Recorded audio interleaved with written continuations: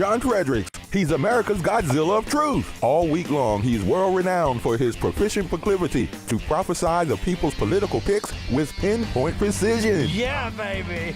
Then on the weekends, he gets with the guys that are pretty wise, and Godzilla wins.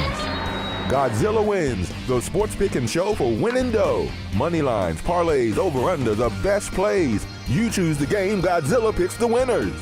Get expert analysis, exclusive insights, and have a little fun. When the game is on your mind and money's on the line, Godzilla Wins is your guide to picking winners. Godzilla Wins, on the screens of your TV and favorite devices, commanding radio airwaves far and wide. Before you make that play, hear what the Godzilla crew has to say. Presented by WestVirginiaSportsNation.com, it's time for Godzilla Wins, all across the John Fredericks Media Network. Oh yeah, for entertainment purposes only.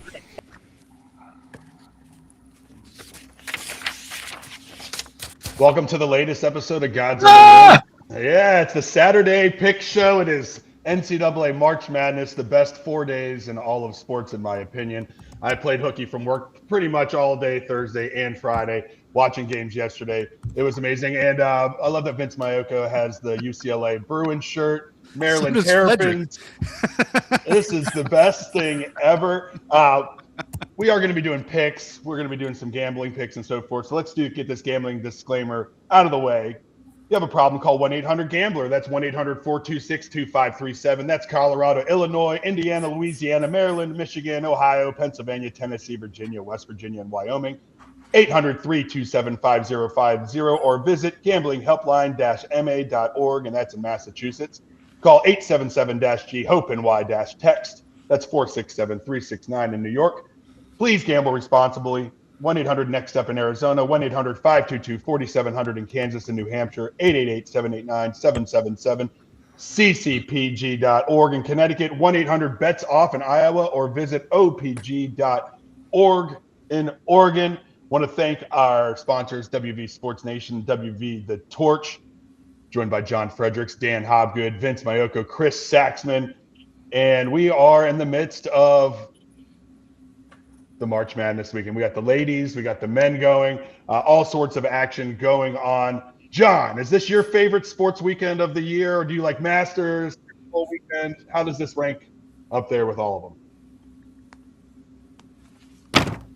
Chris, is this your favorite? Yeah, I'm sorry, I was responding to my daughter, who said, "Why is one of your guests wearing a UCLA shirt that just run rolled Joe's team? Who is this guy?" This is from my daughter Claire in Florida. Vince, it's been great knowing you on this show, Vince. Yeah. When you get my daughter making comments, I mean, she doesn't even follow sports. She happens to tune this in because she doesn't have anything else to do, I guess. And she's like, "Didn't they run roll Joe's team? So sad." Not good. Yes, but you know what? You called it, though, John. You said they're going to 10-run the Terps all 3 games this weekend. Well, they're one-third of the way there. Unfortunately, I did call it. Then they beat our best pitcher. So, I mean, it doesn't bode well for the rest of the series, but it is what it is. I mean, we got a very young team, because Joe's out for the season, but they got 1 senior, 2 juniors. Everybody else is a sophomore or freshman. It's underclassmen. So they got a very young team. So we're not really worried about it, but this is not going to be it's going to be a tough one. No, I mean, it's like playing the 27 Yankees. I was impressed, so I like the makeup of Maryland. They got some big physical guys on their team. And if what you're saying is true, they're all underclassmen. I mean, I think the future bodes well for the Terps. I mean, we got 2 juniors and 1 senior. And, of course, next season, Joe will be a senior. And then he'll get to play as a 5th-year senior, so the team will start maturing up. But and you get the portal and all that. But Maryland doesn't really play that game. I mean, Tim is, as you know from meeting Matt and Jimmy down there. They're like the Debo Sweeney of college baseball. I mean, they want to get players, develop them, go in the home, talk to the parents. I mean, it's like, they're out of the early 2000s, I guess. Certainly the opposite of the West Virginia Sabins philosophy. So it hasn't worked out for Debo Sweeney. We'll see if it works out for Maryland. Well, I want to welcome everybody onto the show. It looks like we're all college basketball. Apparently, you guys got banned from talking NBA when I wasn't on the show last week. So, well, I don't care. It's tough for me too. I always start ramping up my NBA right around the playoffs as well. But March Madness is completely underway right now. Had some good first round matchups for sure. Duke with the scare against Siena. Ohio State losing to TCU in the last second. That was pretty amazing. But Dan, what stood out to you on there? Who are you rooting for in this one? I know UVA is your team, and I was watching that with a couple alumni yesterday. Struggled at first, but got it going. Yeah, man. If I may start off with that, I will say I love Tony Bennett to death. The man owns a portrait of him that I was commissioned to do. But if a Tony Bennett team had been playing yesterday, I think that team suffers another first-round loss and probably loses by 20 points. The Ryan Odom style, I think, is better suited at least to the early rounds of March Madness, where you get teams that are playing with house money, got nothing to lose. They're going for broke. I mean, you had a guy who I think had made 1 3-pointer all year and made 4 or 5 yesterday in the game.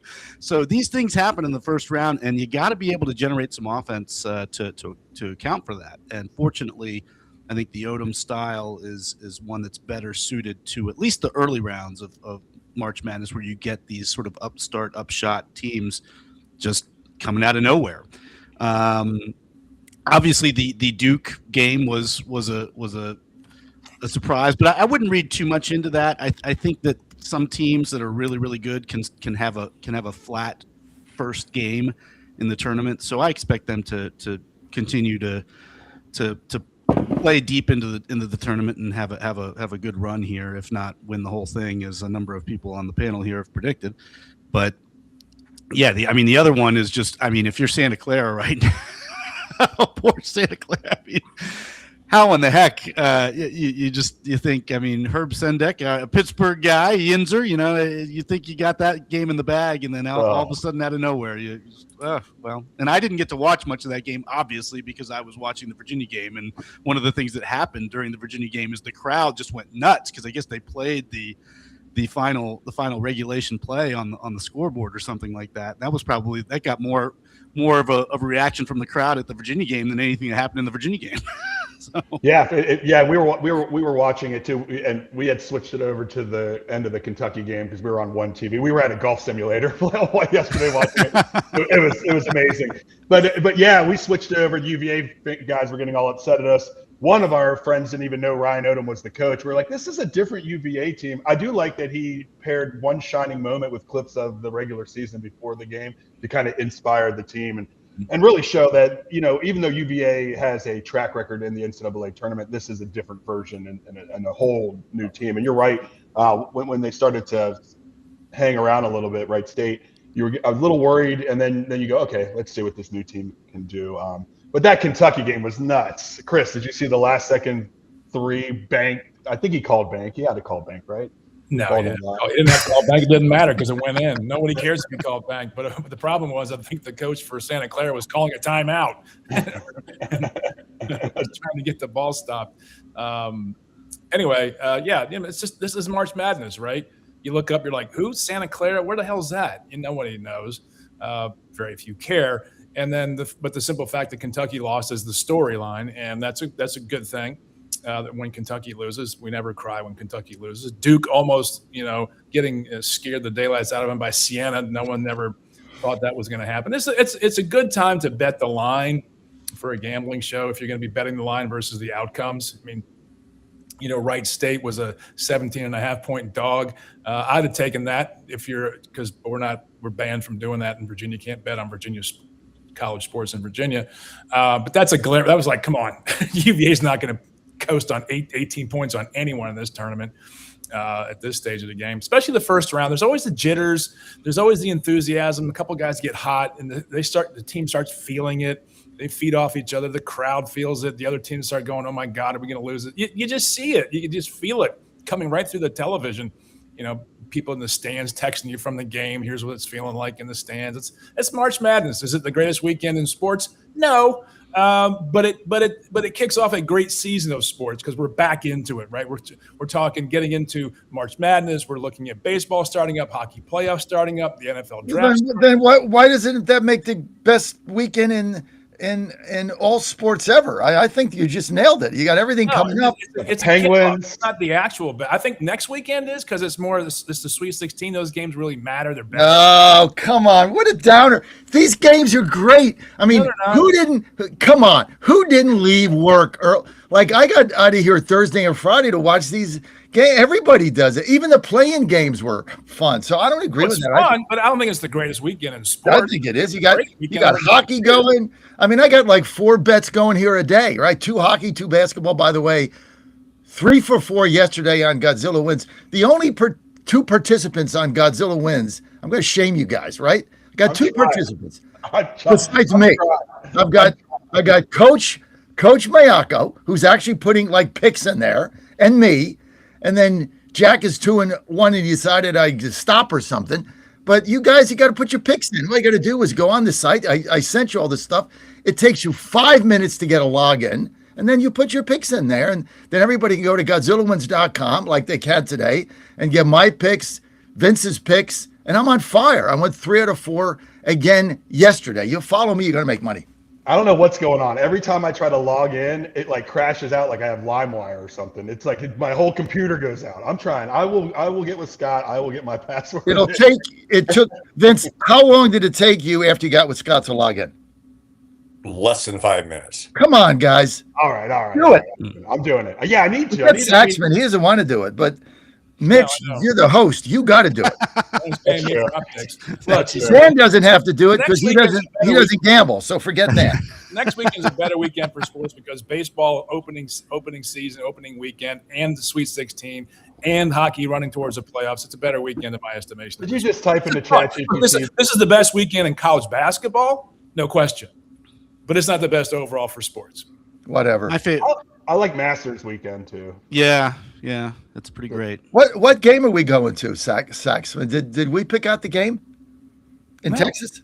No, we haven't talked about it. I love you guys. Yeah, because you've been Plus so we have busy. Country. I call, you don't call me back. I text, I don't get a response. Ooh, I like it. Lies. Plus we got some great Testable NBA games lies. going on right now. We got some drama. Actually, there's going on. hey John. Next weekend, or actually when we're in Dallas, there's a great ultimate frisbee contest. Yes, let's go. Between Fort Sax, Worth, he couldn't be on Virginia Gang yesterday. between Fort Worth and Waco, I can't wait to go to that one. Let's do it. I can't wait to see. Were you guys talking competitive? Were you talking frisbee golf or? Oh no! Ultimate. Ultimate. Oh, we're not gonna come on. We're not gonna go through that again. Different. Stop. It's so different. Like so stupid. It was the stupidest 7-minute segment in the history of Godzilla Wins. Wow. It got some run. I heard about it all over the internet. Mitch, all I know is I go up to the ladies and they say, "So what do you do?" And I say, "I'm into ultimate." And they say, "Fighting?" And I say, "Frisbee." And they go, Right. "Oh." No, so, yeah. Right. That's why you don't have a girlfriend, dude. And they swoon. That's why his I've got a lot of ultimate frisbee golf friends. Too. Yeah, the retired ultimate players. Yeah. Smells like Saxman, check this out, Saxman. Might smell like marijuana and patchouli, but whatever. Exactly. Yeah. Check this out, Saxman. Tuesday, 8:10, Astros, Red Sox in Houston. Unfortunately, now there's a 2:10 game on Wednesday, but we'll probably have an event. But let's go from Dallas, go a couple hours, and let's check out the Red Sox game, Sax. I'm in. You don't have to. Okay, we're in. Me. I wonder if the Rockets are playing. What? Who? No, I don't do basketball now. Come on. Why do you just come in here like say stuff to piss me off? He just can't wait. He just can't wait to tell you about the hacky sack playoffs this week. Exactly. Yeah, all I know is Dan's a big old hippie. Quidditch. Let's Let's get those Quidditch picks in there. Harry Oh, Potter. Have you ever seen these? Have you seen these people that just ride around on these brooms playing this sport? Like, what is this? Or the people who do the fake ponies and they ride around a rink with a stuffed pony. on a stick between their legs, and they're like, It is the wildest thing. You can identify The first time I anything. saw it, I was like, "What is going it's on?" amazing how much money parents have to entertain their children, and Yeah. just to keep them out of the house. My daughter's trying out for travel soccer, so my life is over if she makes the team. I want her to make the team, but this is the first one getting out of rec. Do you? And I'll have to, hey, honey, if you're watching, I want you to make the team. Oh, so my big bet, I loaded up Ohio State and minus 1.5. Thought I was rolling, and TCU wins 66-64 over Ohio State. Bruce Thornton's half-court heave at the buzzer miss, sending the Horned Frogs. So that was a pretty good game too. Let you guys know we're going to go region by region. Jack did a good job with this format. So we're going to start with the East. We talked about Duke beating Siena 71-65. The 16 seeds beating a 1 seed, very rare. Damn, we don't ever want to bring it up, right? But it's only happened a few times in history. Couple times. And times. It looked like it was potentially going to happen. And it's the other Boozer. The Boozer brother had to come up big, and Carlos did what he does, 21 points. But Michigan State, 92-67 over North Dakota State. No big surprise there. Tom Izzo handled their business. Sparty in the tournament. Never Vince, counted. God, Vince, I know. That's what with Vince. I wouldn't bring up Michigan State. I mean, not just a staple in the tournament. I mean, every year, even if they have a bad season and they get in the play-in game, they always make noise. It seems like when Syracuse gets in, they're always in the mix. What's the reason why Michigan State's style has just transcended for decades? Tom Izzo. Yeah, Period. there it is right there. Tom Izzo. Look no further than Tom Izzo. I mean, what he's done, not just, God, how long has he been the head coach? Well in excess of 20 years at Michigan State. Yeah, since I think 97 or 98, I think. Yeah, probably pushing 30 years now. I mean, they're 4.5 today. This is really the only game. There's a lot of games on this card that are 10, 12, which gets tough when you get down to the 32. But the one game I love, Vince, is Michigan State 4.5 over Louisville. Spartans just Louisville's all everything point guard Michael Brown out again with a back injury. In games that he has not played, Louisville is only 8-5, and they are 1-4 against ranked teams. And in those 4 losses against ranked teams, the Cardinals have lost by double digits. This screams Michigan State. 100%.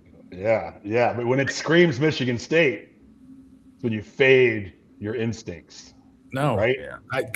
John laid out today's games are kind of interesting. There's of the 8 games, I think 8 games today, only 3, I believe, are single-digit lines. The rest are all double-digit lines, which is awfully scary. Double-digit lines just worry me. The single-digit ones, obviously, Louisville, Michigan State. That's one that I really like that one. Vandy, Nebraska. That's another line that's playable. But the one, and we'll come to these games obviously as we go along. And we talked about big wins in the first round. Obviously, the big one, I think the biggest shocker was High Point taking down Wisconsin. But what about what St. Louis did to Georgia the other night? Oh, I tell you, the Billikens, I saw them coming into the tournament. I'm like, this team is interesting. Mm-hmm. That was one of your winners on Godzilla Wins, Vince. That was one of your winners on Godzilla Wins. Yeah, that was one of mine. Yeah, thanks for the tip. But the blowout was the margin was what stood out. It wasn't that the St. Louis one is like they won by that much. That was a statement win. Yeah, and I was surprised that Louisville got past South Florida too in the East region. South Florida with that press at the end, like that last 10 minutes, you could tell like it was just a tough game. South Florida, I had as a team that was going to go on a little run. And you're right, without their guard, Vince, it's going to be tough for them to advance. Right? Yeah. And you don't think Tom Izzo is going to exploit that? Yeah. He's a tournament baller, man. Yeah. Tournament Tom. He's just a beast in this tournament. Tough. All right, we're breaking down the East region right now. We're going to get to the matchups in the East region. But first, before that, John, why don't you tell everybody about Healthy Cell? I tell you what, guys, if you want to get a good night's sleep, I've been saying this forever. I feel like a broken record, but Ann and I take it every night. Joe, Claire, Jack, my whole family. Vince's baseball team, had you been taking this, Vince, you would not be on a 6-game losing streak guaranteed. Just want to go to healthycell.com because sleep is the most important thing you can get. And you need to be in that deep sleep. And for those of you guys that get older that wake up multiple times to go to the bathroom, which is what I do, drink water during the night, especially if you have a CPAP because your throat gets dry. This REM sleep is the best thing that you could possibly have because when you're in that deep sleep, which it promotes, that's when your body rejuvenates. So just go to healthycell.com, promo code Godzilla. You're going to get 20% off your first order. And while you're there, get the multivitamin. These are in gel packs. They go right into your cells, right into your system. That's why I take every day. Ann takes it. And that's why we stay healthy. Because look, Saxman and I are going to be on the road. I'm going to be on the road for a month, Sax, because we got CPAC. Then we go the bus tour in Texas. Then we got a bus tour in Virginia. So I'm going to be on the road. I'm going to be on that bus for a month. I mean, you're just not going to eat healthy. It's impossible. You can't do it. So you got to be able to have the vitamins to get into your system to be sure that you're getting the vitamins that you need in order to be at the top of your game. Just go to healthycell.com/Godzilla, healthycell.com/Godzilla, 20% off on your first order. You can thank me later. Thank you. All right, welcome back to the Godzilla Wins Pick Show. We're going to be getting into all sorts of NCAA March Madness, men's and women. I'm your host, Mitch Rogers, joined by Dan Hobgood, John Fredericks, Chris Saxman, Vince Mayoko. Staying in the East region, I'll tell you what, another staple of this tournament is every year seems to be UConn. And I tell you what, man, Terrace Reed Jr., that center, put up 31 points. If he plays like that, this UConn team could go on a run and win this whole thing. They are that good. They beat, I mean, no surprise by beating Furman 82-71. But Chris, UConn, man, and Hurley, I mean, they just whatever, they always have that edge. And so when they get in that tournament, they play so good. And I just, in tournament, it comes down to guard play and center play for me, one or the other. And when you have one, you have a chance to go far in this thing. Well, it comes down to turnovers and ball control, doesn't it? Because when I look at college basketball throughout the season, I look at the ratio of turnovers to assists and vice versa. And UVA had a horrible game yesterday on turnovers. Horrible game. That's why they almost lost it. So when you talk about this is where the coaching and fundamentals come in, especially under pressure of the tournament. And UConn, look, Dan Hurley, bit of a hothead. Let's be honest. Yeah. We've seen those coaches before. But they get the job done. And when you're talking about UConn and Sparty in the tournament in the second and third rounds, this is where it matters. These kids, they're still kids. As good as they are and as loose as the rules have become in ball control, it's becoming more and more like the NBA with the carrying and the palming and the we call those handles these days. Back in the day, we called that a foul. you turned the ball over, but it's just the way the game is played these days. But the passing is critical. Connecticut and Sparty, they're just good, fundamentally sound ball clubs. All right, Coach Vince, you got the UCLA shirt on. Had a close game there against UCF, but they win 75-71. Their coach decided to sip an energy drink and not a beer like Rick Pitino did when he won the conference tournament. But I thought that was pretty funny. What was your takeaways from that? Do you think UCLA could win a couple more here?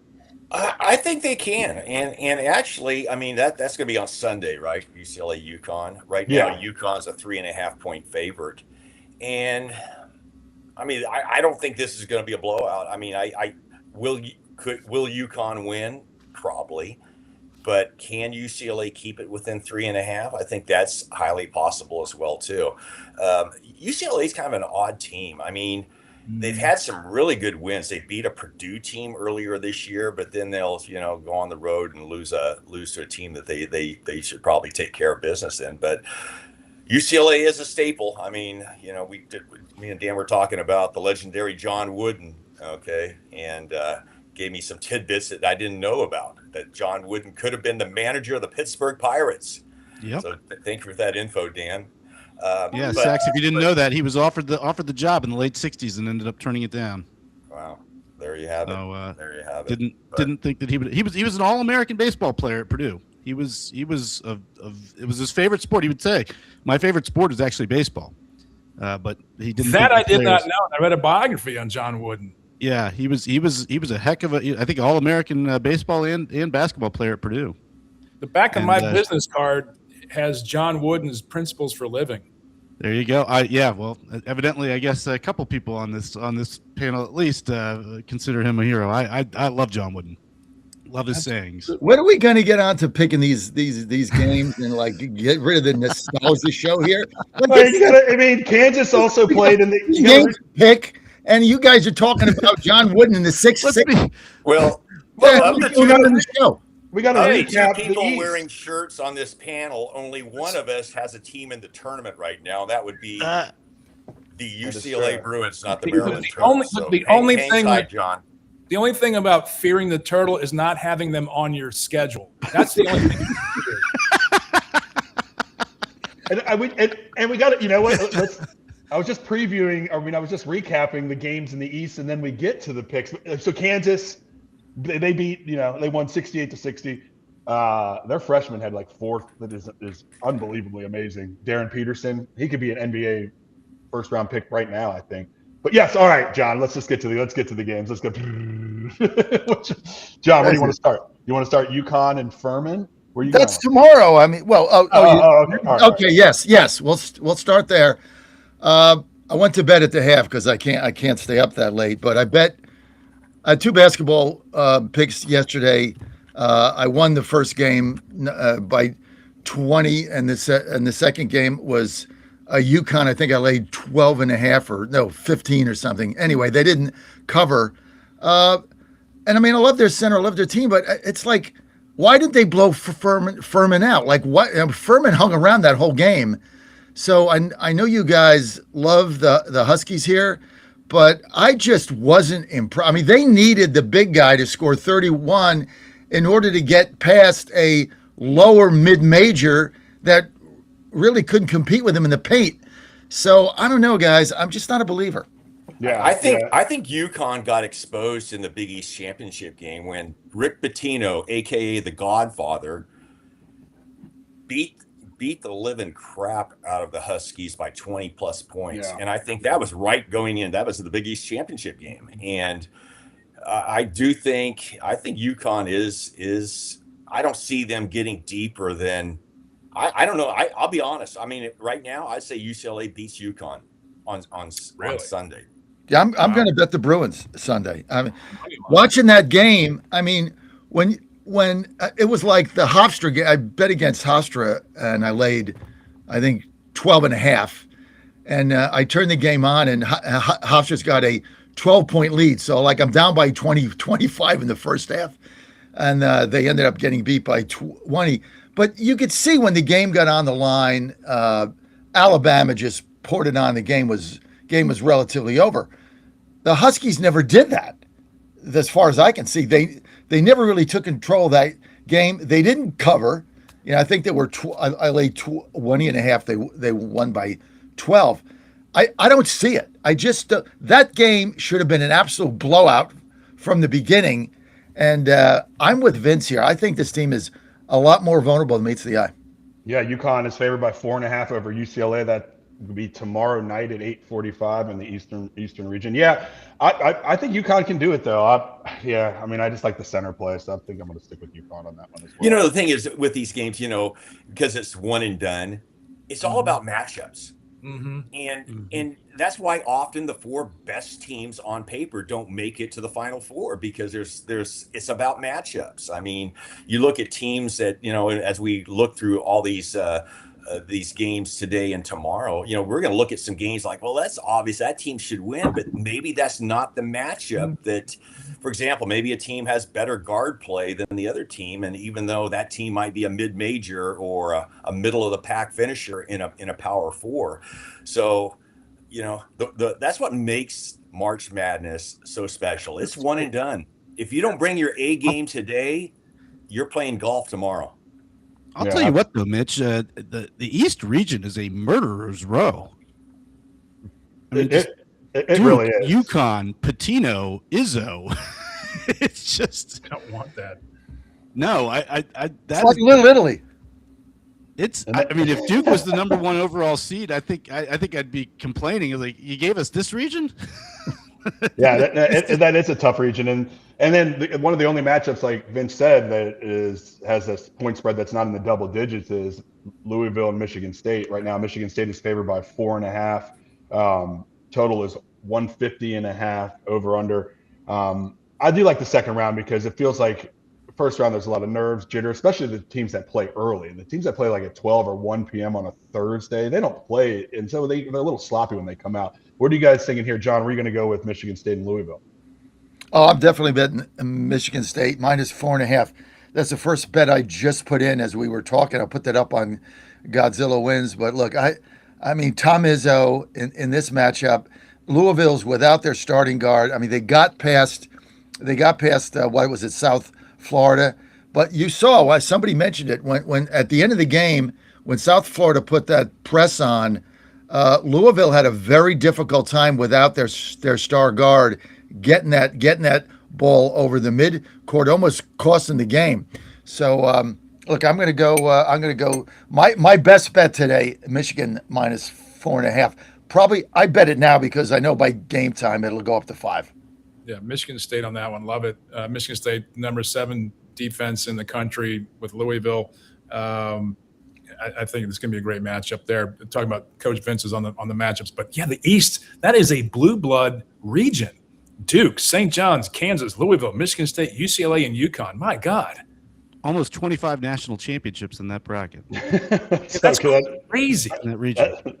Which makes you wonder. You got 10. The you got selection 5. committee. Duke's the overall number 1 seed. You would think the selection committee would make the team with the number 1 overall seed in a less competitive, so to speak, region, which is kind of goes against traditional thought when it comes to putting together the tournament. Maybe they're clear thinking, morally good people who just know that Duke is evil and they want to that too. Yeah, that too. True. It's true. I get. Oh my goodness. So Duke will be facing off against TCU. TCU squeaks by Ohio State. TCU, I've watched them a lot in the Big 12. West Virginia fan over here. TCU is such an up and down team, and when they're awful, they're awful. But they get stretches where they get hot, and somehow they got past Ohio State. I didn't see that coming at all. But they faced Duke. Duke favored by 11.5 in here. By the way, I'm going to take Michigan State also. But Duke favored by 11.5. Dan, you were a betting man. Where would you go with this one? I think I would go with Duke. I think they're going to have a bounce back game. That first game was an anomaly. I like Jamie Dixon, TCU alum who was at Pitt for a long time. I think the Pitt fan base probably misses him at this point as much as they hated the fact that he couldn't get past the first round of the NCAA tournament most years. But they're not sniffing the tournament now without him. But yeah, I think this is a Duke. I hate to say blowout, but I think Duke's going to win pretty comfortably here. Chris, are the evil doers going to keep doing? Yeah, that's what evil does. Right? Yeah, look at Iran. See Iran. That's right. Is TCU going to bomb Duke? No. I mean, shoot bombs like 3 3-pointers. Is that what we're talking about? No. In the world of I don't care too much about Duke. I don't care about too much about Duke. But if I was a betting man, I'd put it on Duke on this one. But I do want to point out, especially because you have a heavy West Virginia audience here for you West Virginia Mountaineer fans. Jamie Dixon has a video out there talking about his affection for West Virginia and why it's so important to him, even though he played against from Pitt, Pitt coach and TCU coaches against West Virginia. But the West Virginia fans were so nice to his family when his sister passed like 18 years ago. He still remembers it and became quite emotional in his discussion of the West Virginia fans. So hats off to the Mountaineers. Yeah, and it's, you know what, getting older sucks sometimes because you just want to hate people. Again, that was our rival in the 2000s. I mean, those West Virginia, Big East, Pitt, and backyard brawl. And then when Jamie Dixon talks and he's a human, and then that happened. Yeah, there's just a mutual respect there. But anytime I see him, I'm just want to beat his butt because then all of a sudden he follows us to the Big 12. He's been an annoyance for us. But yeah, the West Virginia fans do respect him a lot, and Yeah, very cool. Very cool to bring up. Let's move on to the South region. Segment 2, going a little behind here. Let's see. You had Florida, Prairie View. Anything stand out here? These were some blowouts, man. Houston wins 78 to 47. VCU Carolina, man. What's that? VCU Carolina. VCU North Carolina. My God, let's start right there, John. North Carolina somehow at the last second at 10:45 at night loses to VCU. I was watching it with my daughter until she went to bed. John, how surprising is that? I mean, UNC's had struggled this year a little bit, but anytime you see North Carolina out of the tournament in the first round, it's a story. Inconsistency has nailed them the entire season.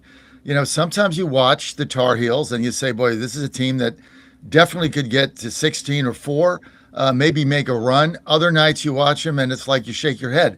I mean, you got to get consistent. The main thing, I mean, I agree with Vince 100%. You get to this level, one and done, it's about matchups. It's also about consistency. You cannot be inconsistent in this tournament because one inconsistent game, and like Vince says, you're playing golf the next day.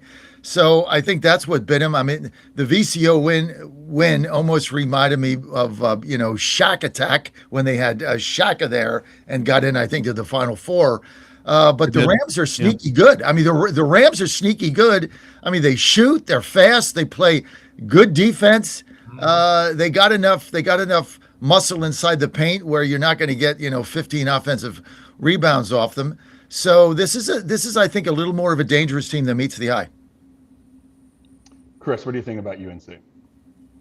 Oh God, don't do that to me. I love it. It's a family show. Look, whenever you don't like Duke, you got to pick one. You got to like Duke or UNC, right? You got to. Oh God, no. We're Virginia fans. We don't. No. Don't even get us started on the Hokies. I would bet against them in ultimate frisbee. Okay. Oh yeah, there you go. Yeah.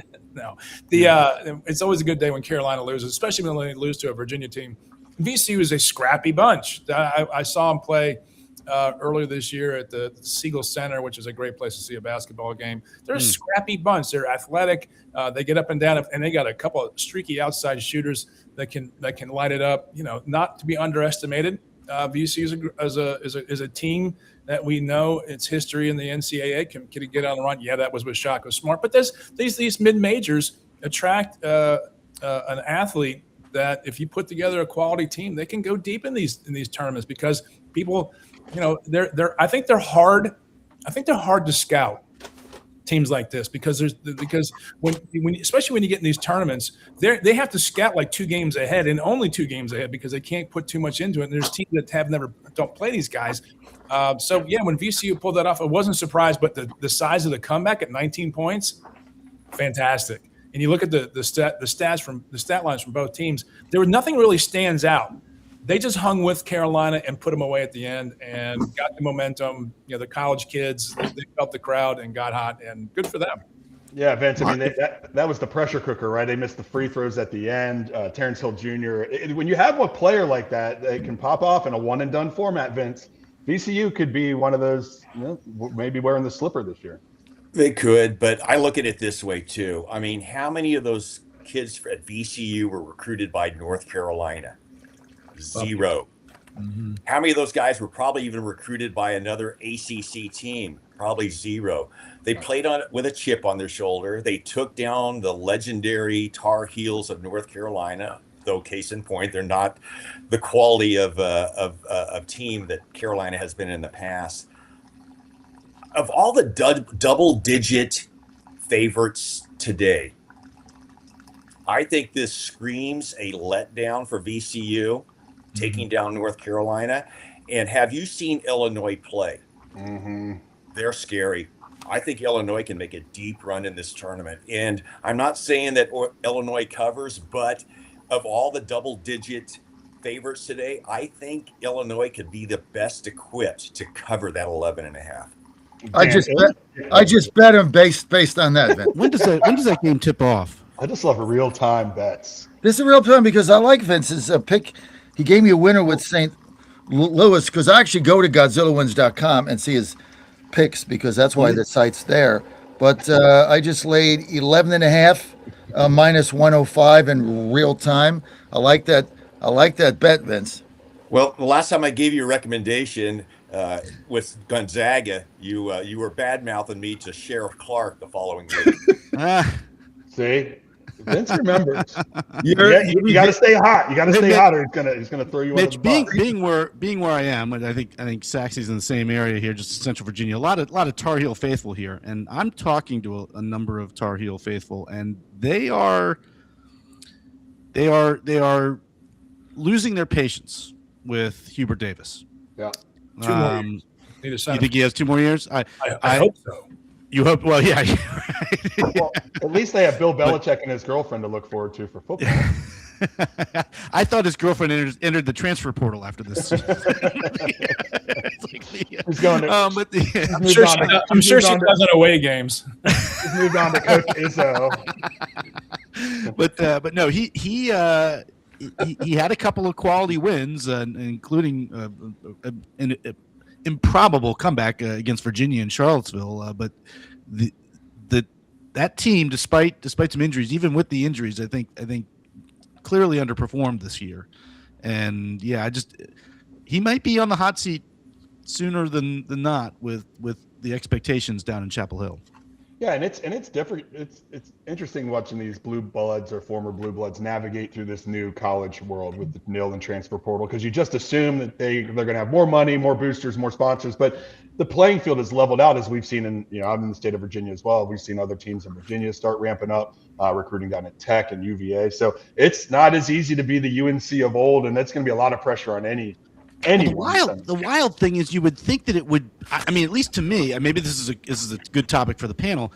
I was thinking about this in the context of the upsets that we've seen, the close games we've seen. In some ways, I feel as though we should be seeing fewer of those because of NIL, because of the fact that you would think that these big schools with the money would have even more of an advantage now to pay players. I mean, who's getting money at Wright State? Who's getting money at Siena? Who's getting money at Santa Clara? They're getting money at Kentucky. They're getting money at Virginia. They're getting money at Duke. Because it affects the locker room of the team. A lot of these kids don't really see themselves as team players. They see themselves as how much money they can make right now, where they're going to go next year. It's all about them. That's the way college athletics has set this up. Not saying it's anybody's fault, just a factoid. It's the way it's set up. Well, it's pro sports now. It's pro sports, and there's only a couple of coaches around all athletics in the NCAA, whether it's basketball, football, or baseball, that still believes in developing their players, and it's a dying breed. And maybe they make a comeback, right? Maybe Debo's right. Maybe Izzo's right. I mean, Izzo's the same way. He develops his players; they stay there, and that's why I'm betting him today. I mean, that's got to pay off. It hasn't for Debo in football, but I believe over time, the pendulum swings back, and you got to have a locker room. I mean, I've seen it, Coach, in Maryland, and I know you were there yesterday. And by the way, thanks for saying hi to Joe. He mentioned it to me. How do you look? By the way, how do you? I haven't seen him in ages. How do he look? He looked great. He's taken plenty of Healthy Cell. And he was a little pale. He's never been to California. Saturday morning, he's going to have his 1775 coffee. So, no, he looks great. Nice. That's good.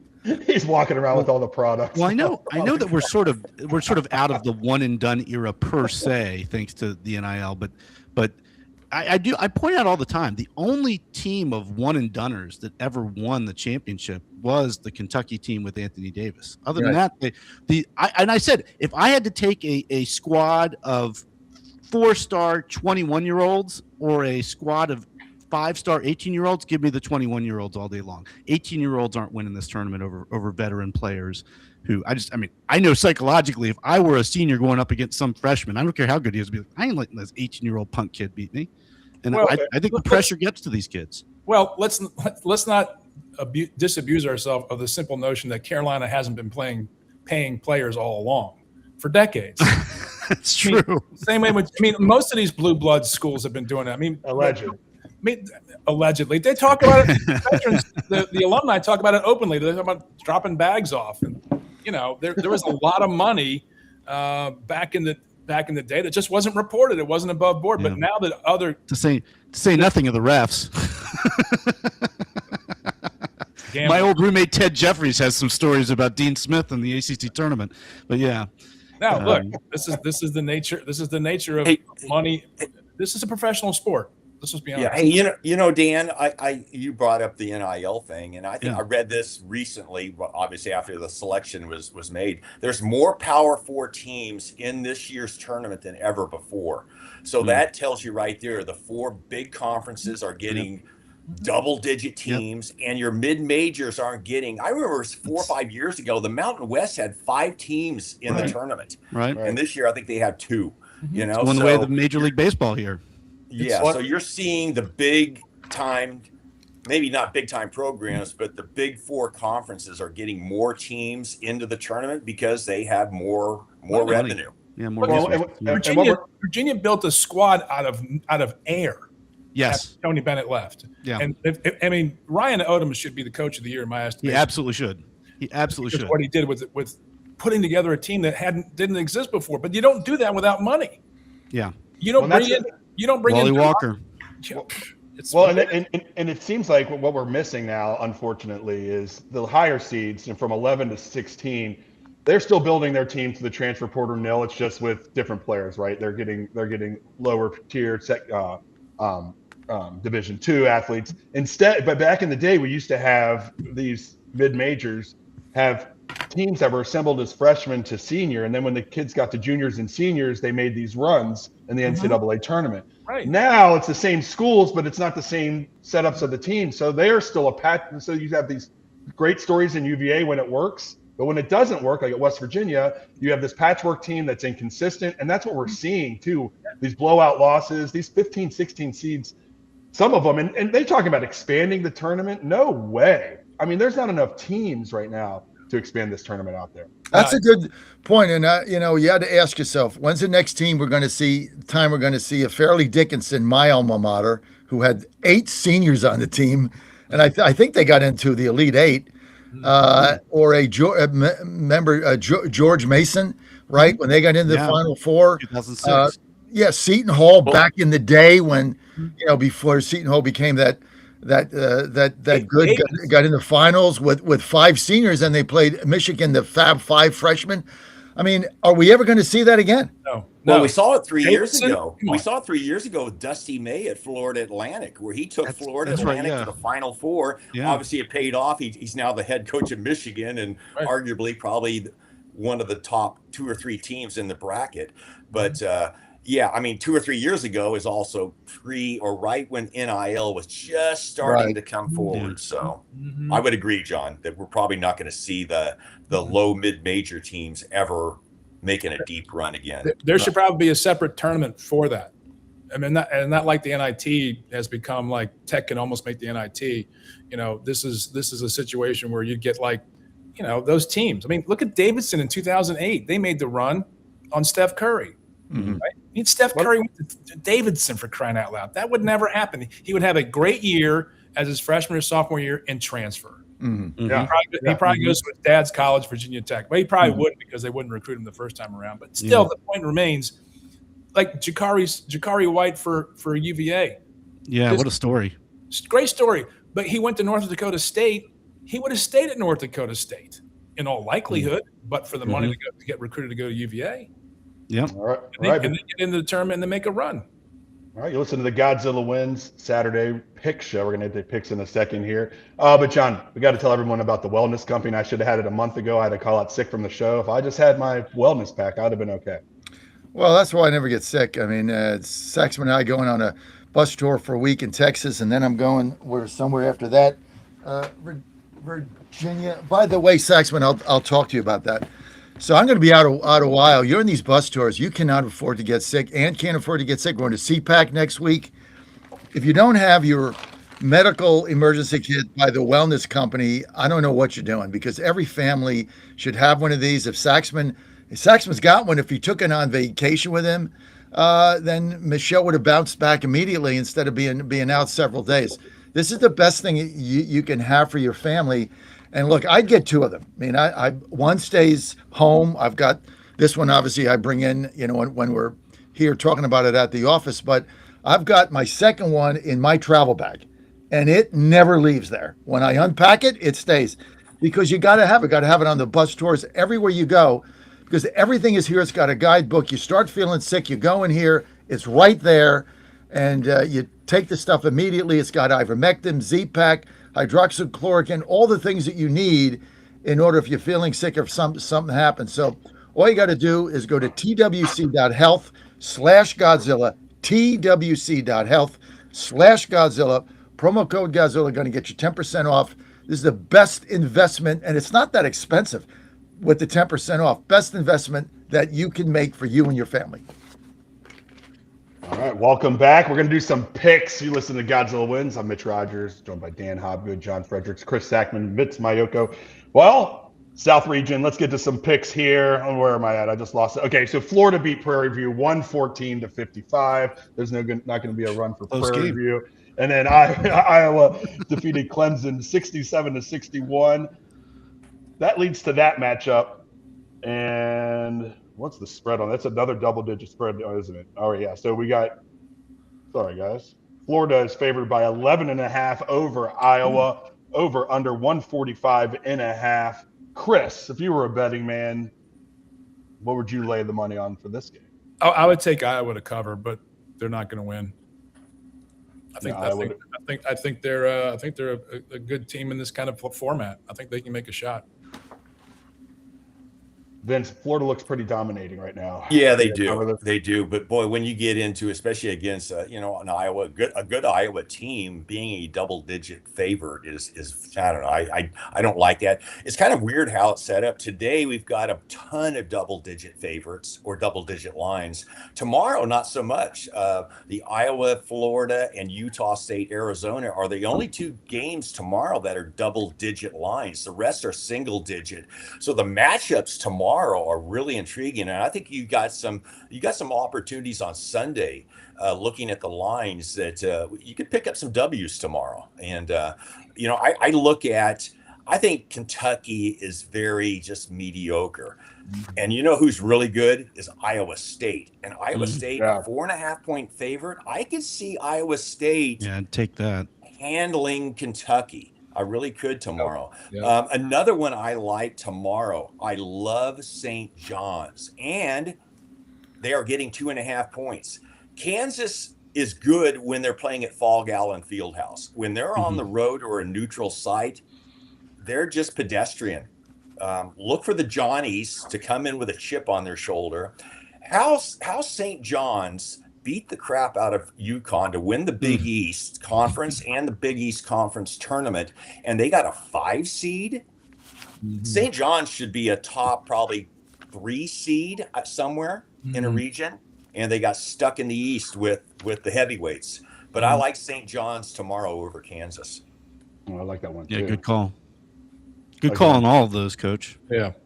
Well, and then stay in the. We'll see after the fact. It's a good call. Coach, are you going to put those picks up on Godzilla Wins? Your viewers need to check it out. I'm not going to give away my game plan yet, John. I'm gonna leave it out so the viewing and radio audience can check Godzilla. Got to go to GodzillaWins.com. And also, Coach Mayoko, he talks a great game, but he's only batting .500 right now. Well, you also got to put 500 gets you in the Hall of Fame. You got to put a little narrative in there, like you're doing now. Take your minute, just put a little narrative in it. You know why you're picking that team, same as you're doing. Take you a minute. That adds a little. That adds a little context to your pick, right? So I'm just saying. Look, I'm trying to build this up because it was very popular when we took it down, and now it took us a lot to get it back. But I got to get you guys involved. Hey, I'm glad you did. It's fun. You other 3 guys on this. It's fun. Come on, man. I'm doing it. It's fun. It really is. It gives it a different. I love it, John. Whom do I have to email about this? Pretty cool. Scott, is that the name, Scott? Whom do I? I can put you if you want to make picks. I can put you on there. I didn't do it because I didn't think you were interested. Right. But I'll send you that link when we get off the air.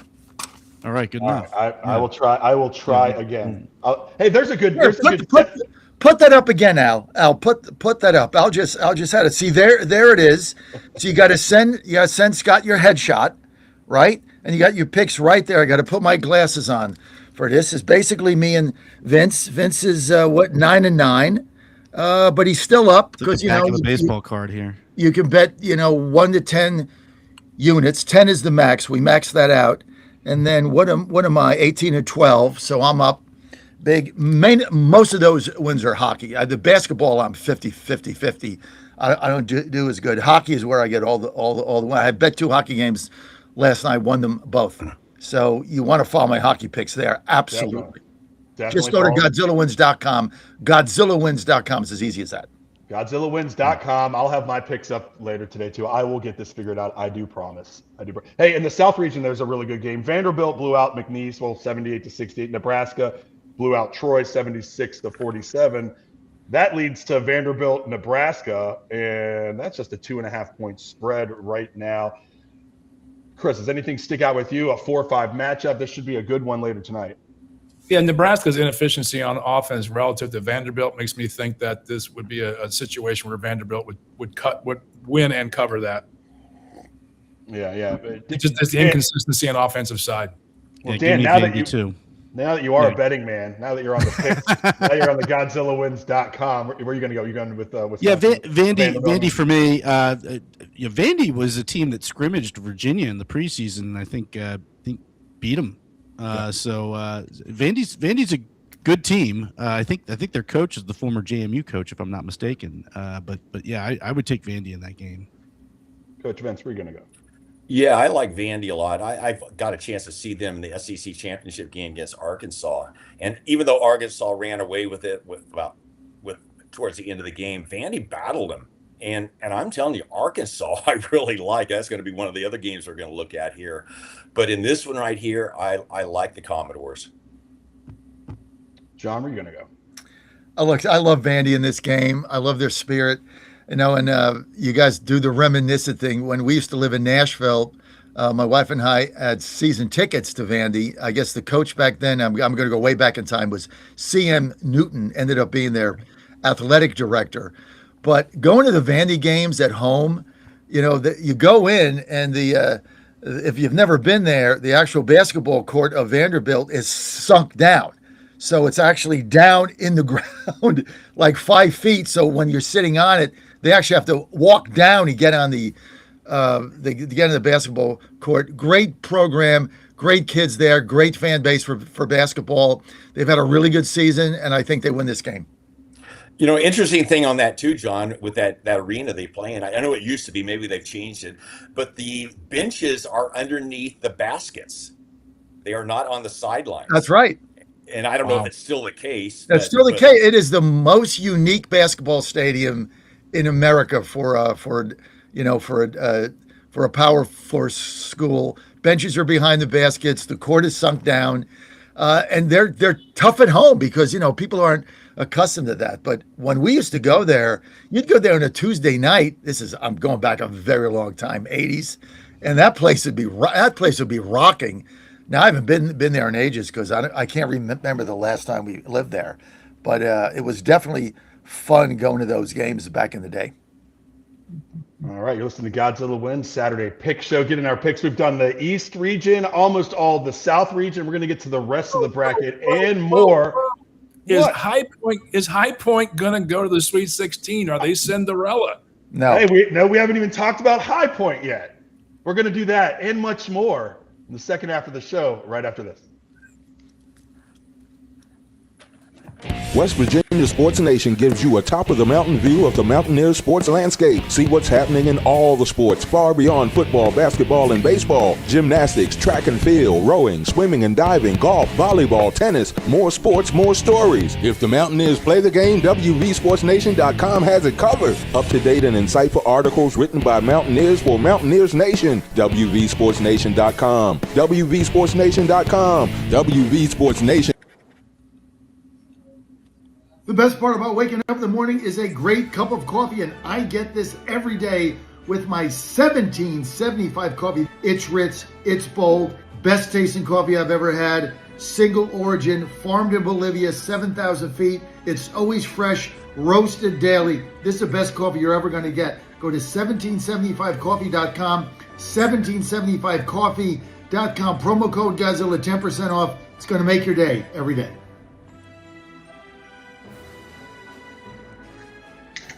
You woke up with a sore throat and a low-grade fever. You know you are getting sick, so here's your choices. You can get sicker and miss work, try to see a doctor this week, or sit hours in a crowded waiting room at urgent care. I have a smarter option for you. Open your medical emergency kit. Match your symptoms to doctor-recommended prescription in your booklet and take the right meds now and get well faster. This is not a first aid kit. It's like having an urgent care in your home. It includes doctor-prescribed medications to treat over 39 medical issues like respiratory infections, strep throat, pneumonia, UTIs, and more. No waiting to see the doctor and no standing in line at the pharmacy. It's right here. Every home should have at least one medical emergency kit, and here's how to order. Order online fast and save $45. Your kit with prescriptions to treat common and life-saving illnesses is rushed to your door. Visit twc.health/Godzilla. Promo code Godzilla. That's twc.health/Godzilla. Promo code Godzilla. John Fredericks, your Godzilla of truth, fiercely independent. No ties to Wall Street. I promote Main Street. The John Fredericks Media Network, privately owned and operated, on top of the issues on air and online. Trucking the truth every day for 14 years. The John Fredericks Show drives your morning, weekdays 6 to 10 a.m. Eastern. The only independent White House correspondent with live reports from the White House. Hit JohnFredericksRadio.com. Watch at JFMN.tv. John Fredericks, your Godzilla of truth. Who's going to stop me now? Nobody. John Fredericks, he's America's Godzilla of truth. All week long, he's world-renowned for his proficient proclivity to prophesy the people's political picks with pinpoint precision. Yeah, baby. Then, on the weekends, he gets with the guys that are pretty wise, and Godzilla wins. Godzilla Wins, the sports picking show for winning dough. Money lines, parlays, over-under, the best plays. You choose the game, Godzilla picks the winners. Get expert analysis, exclusive insights, and have a little fun. When the game is on your mind and money's on the line, Godzilla Wins is your guide to picking winners. Godzilla Wins, on the screens of your TV and favorite devices, commanding radio airwaves far and wide. Before you make that play, hear what the Godzilla crew has to say. Presented by WestVirginiaSportsNation.com, it's time for Godzilla Wins, all across the John Fredericks Media Network. Oh, yeah. For entertainment purposes only. Welcome back to Godzilla Wins, Saturday sports show. I'm your host, Mitch Rogers, joined by Dan Hobgood, John Fredericks, Chris Sackman, Vince Maioka. We'll be doing picks this hour. If you have any problems, dial 1-800-GAMBLER. Again, that's 1-800-GAMBLER. There's a long disclaimer if you want to rewind all the way back to the front of the show. But we're going to get into some picks. We were in the South region when we left. We had talked about VCU upsetting North Carolina. We had also talked about Illinois just blowing the doors out. David Merkovich is a man amongst boys. 29 points, 17 rebounds in that game. And that leads to the matchup with VCU and Illinois. Illinois favored by 11.5, one of these double-digit Saturday spreads that Coach Vince has been talking about here. Let's just start with you, Coach Vince. Where are you going to go with this game? This seems like it could be a little closer than that, I think. Maybe. Well, you would think. We're going to Virginia love. Yeah, I did outline reasons why you should take Illinois, because maybe there's a letdown on VCU's part because they took down a blue blood, and but I don't know. I don't think this is a game I'm going to touch, but if I were, I would probably take Illinois. Yeah. Well, we got a couple of the Virginia gang here. There's going to be a lot of heart in this one. VCU, obviously, in Central Virginia, very near and dear to your all's hearts, Chris and Dan. Chris, can you take heart out of this? Or you maybe they can lose by 10 and win a bet? Yeah, I think this is a fun bet line, right? Because VCU, they shouldn't cover, but I think they will. It's just like one of those.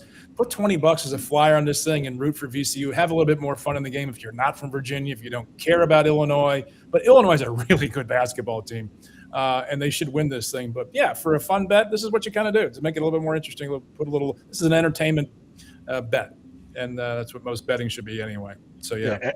Entertainment. This is not a mortgage bet. Yeah, we're gonna not mortgage your house. Just Well, look. just root for the hometown kids, right, Dan? Look. I am a University of Richmond, aka University of Rich Kids graduate. So VCU was an in city rival. That said, I don't have the hatred toward VCU that maybe some Richmond folks do. I would think Virginia would cover, or Virginia Commonwealth, VCU would cover this spread. I don't know that they win, but I think that they cover. I don't know, John. Illinois is a pretty darn good team. VCU is a good story, I think. Do you think they cover? I just bet Illinois minus the 11.5. No, I could see they're not going to cover. I mean, there's just no. Well, look, I think VCU had the one win. I think they're spent. This Illinois team is one of the most dangerous teams you're going to face when Vince talks about matchups. Nobody wants to match up against these guys. I can tell you that now. I think this game is not going to be close. So I bet Illinois minus 12. All right, let's get out of this South region. Houston blows out Idaho 78-47. Texas A&M beat St. Mary's 63-50 in somewhat of an upset. That leads to Houston matching up with Texas A&M. Houston's favored by 10.5 in this one. Chris, I'll let you start with this. Which one? This is Houston, mighty powerful, good defense against Texas A&M with a little bit of an upset in the first round. No, 10.5 points, yeah. Houston covers. Houston's a very, very, very good ball club. A&M pulled an upset. Not going to happen again. It's a great in-state rival. They're very close to each other approximately. But if you're a Texan, you know these two teams. A&M's just not going to get there. Yeah, I like Houston's game. Coach Vince, Kingston Fleming is a great player. He led them in scoring yesterday or on Thursday. But another double-digit Saturday spread. What are we doing? Yeah, Houston's my team, my pick to win it all. I think they're coming in with a chip on their shoulder. They lost a heartbreaker in the national finals game last year, and I expect Houston to make a deep run. The thing that Chris outlined, it is an in-state rival. Can Texas A&M keep it within 10? Yeah, absolutely. I think they can. Therefore, I'm not touching this game. John, I know you're going to touch it. Houston. I like Houston as well. Dan, where are you going to go with? What's your pick? The fighting Kelvin Sampsons, of Houston. We'll go with Houston. Their defense is just too strong in these kind of situations. They'll wear them out. The defense is suffocating. I mean, that's like if you look at their first game, they held their opponent to 45 or something. It was like a joke. I mean, they have a suffocating defense, and they score. So when you're looking at 10.5. It's like, okay, that defense is going to be there. That's the kind of ball they play. So, 10.5 is not, to me, that's not daunting. The 12 for Illinois is not daunting. I mean, these games are not going to be close. But I mean, to see all of these double-digit spreads on a Saturday I've never seen this, like one after the other. I mean, there's obviously you think there's going to be an upset somewhere. You hope you're not caught on the back end of that, but there's a lot of mismatches here. I know. And yeah, you don't want your Saturday to be all blowouts. You've got to have some good games here. Right.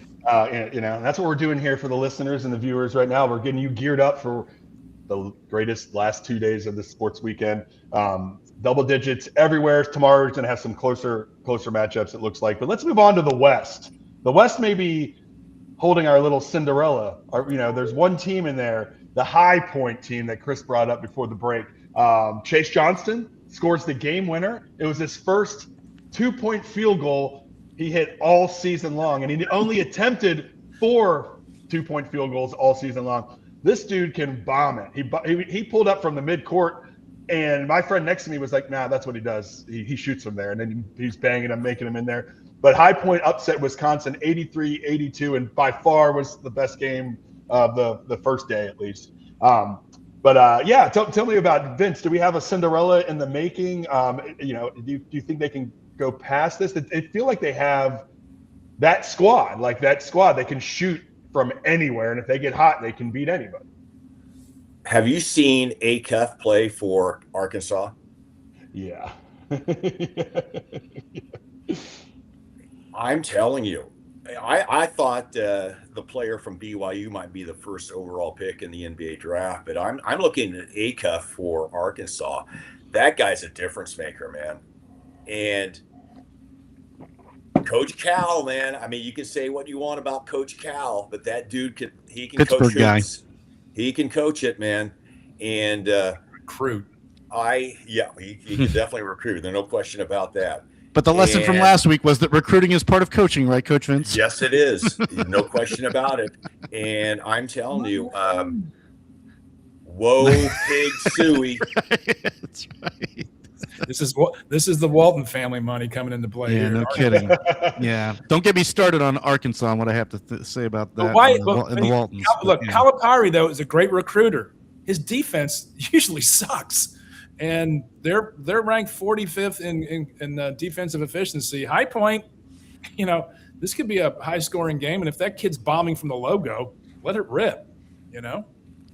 Yeah, absolutely. That spread's going to be 11.5 because Arkansas will be taking on High Point. But Dan, it sounds like Vince is throwing the Cinderella story out. It's gone already because I'll be rooting hard for High Point. Apologies to Coach Cal, even though he's a Pittsburgh guy. But I feel about Arkansas the way that Saxy here. Well, why does everything in your life go back to Pittsburgh? I mean, because I go back to Pittsburgh. Well, there was a Pittsburgh guy from 1952 that played golf. What? Who cares? I do. Hey, just annoying. Yeah, that's right. Yeah. Mitch, Chris, back me up here. This is how we end this. It was nonsense because it's his show and it's his network. But I'm still gonna go. Hey, it's the center of the universe. Just get used to it. That's right. It ain't Ashland. It's Pittsburgh. I thought Indianapolis was the center of the sports universe. Oh, that was last year, right? Sorry. Well, technically I am from Virginia, but my ancestral roots, Pittsburgh, the PGH 412. Don't you have customers from Pittsburgh? Why are you crapping all over Pittsburgh all the time? That's what you guys talk about is Pittsburgh. He lived in Pittsburgh. It's great. It's a reference point. It's like losing in Maryland. It's like a reference point. I mean, look at the beautiful backdrop behind Saxman. I mean, the best ballpark in America right there. God, that's true. That view. I agree with that. Can't beat it. What is behind John anyway? Is that cold beer? It looks like a poor man's U-Haul. Hope Coliseum, where the WVU women's basketball team of course today, baby. Yes, that's right. Let's go. Yeah. Not only that, they got 2 home games, and for the first time in history, this is Hope Coliseum behind me. The women's basketball game, the entire Coliseum is sold out. Tickets are getting scalped there. They used to give them away. You used to be able to just walk in. It is sold out. The place is going to be rocking.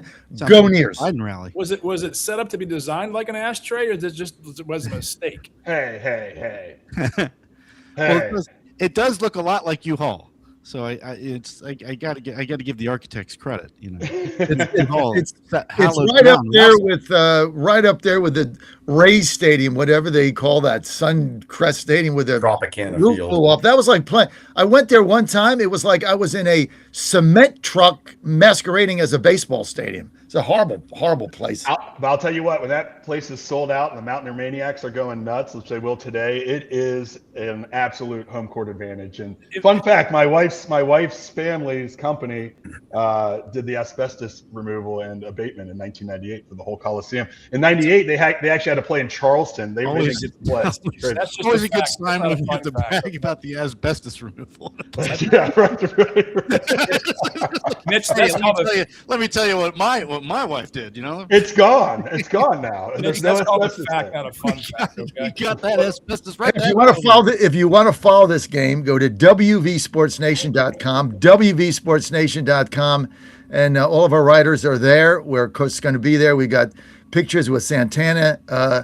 Trent Connor, our beat writer, he's going to be there. They got a game preview up today, wvsportsnation.com. An app is coming on that in the next several weeks.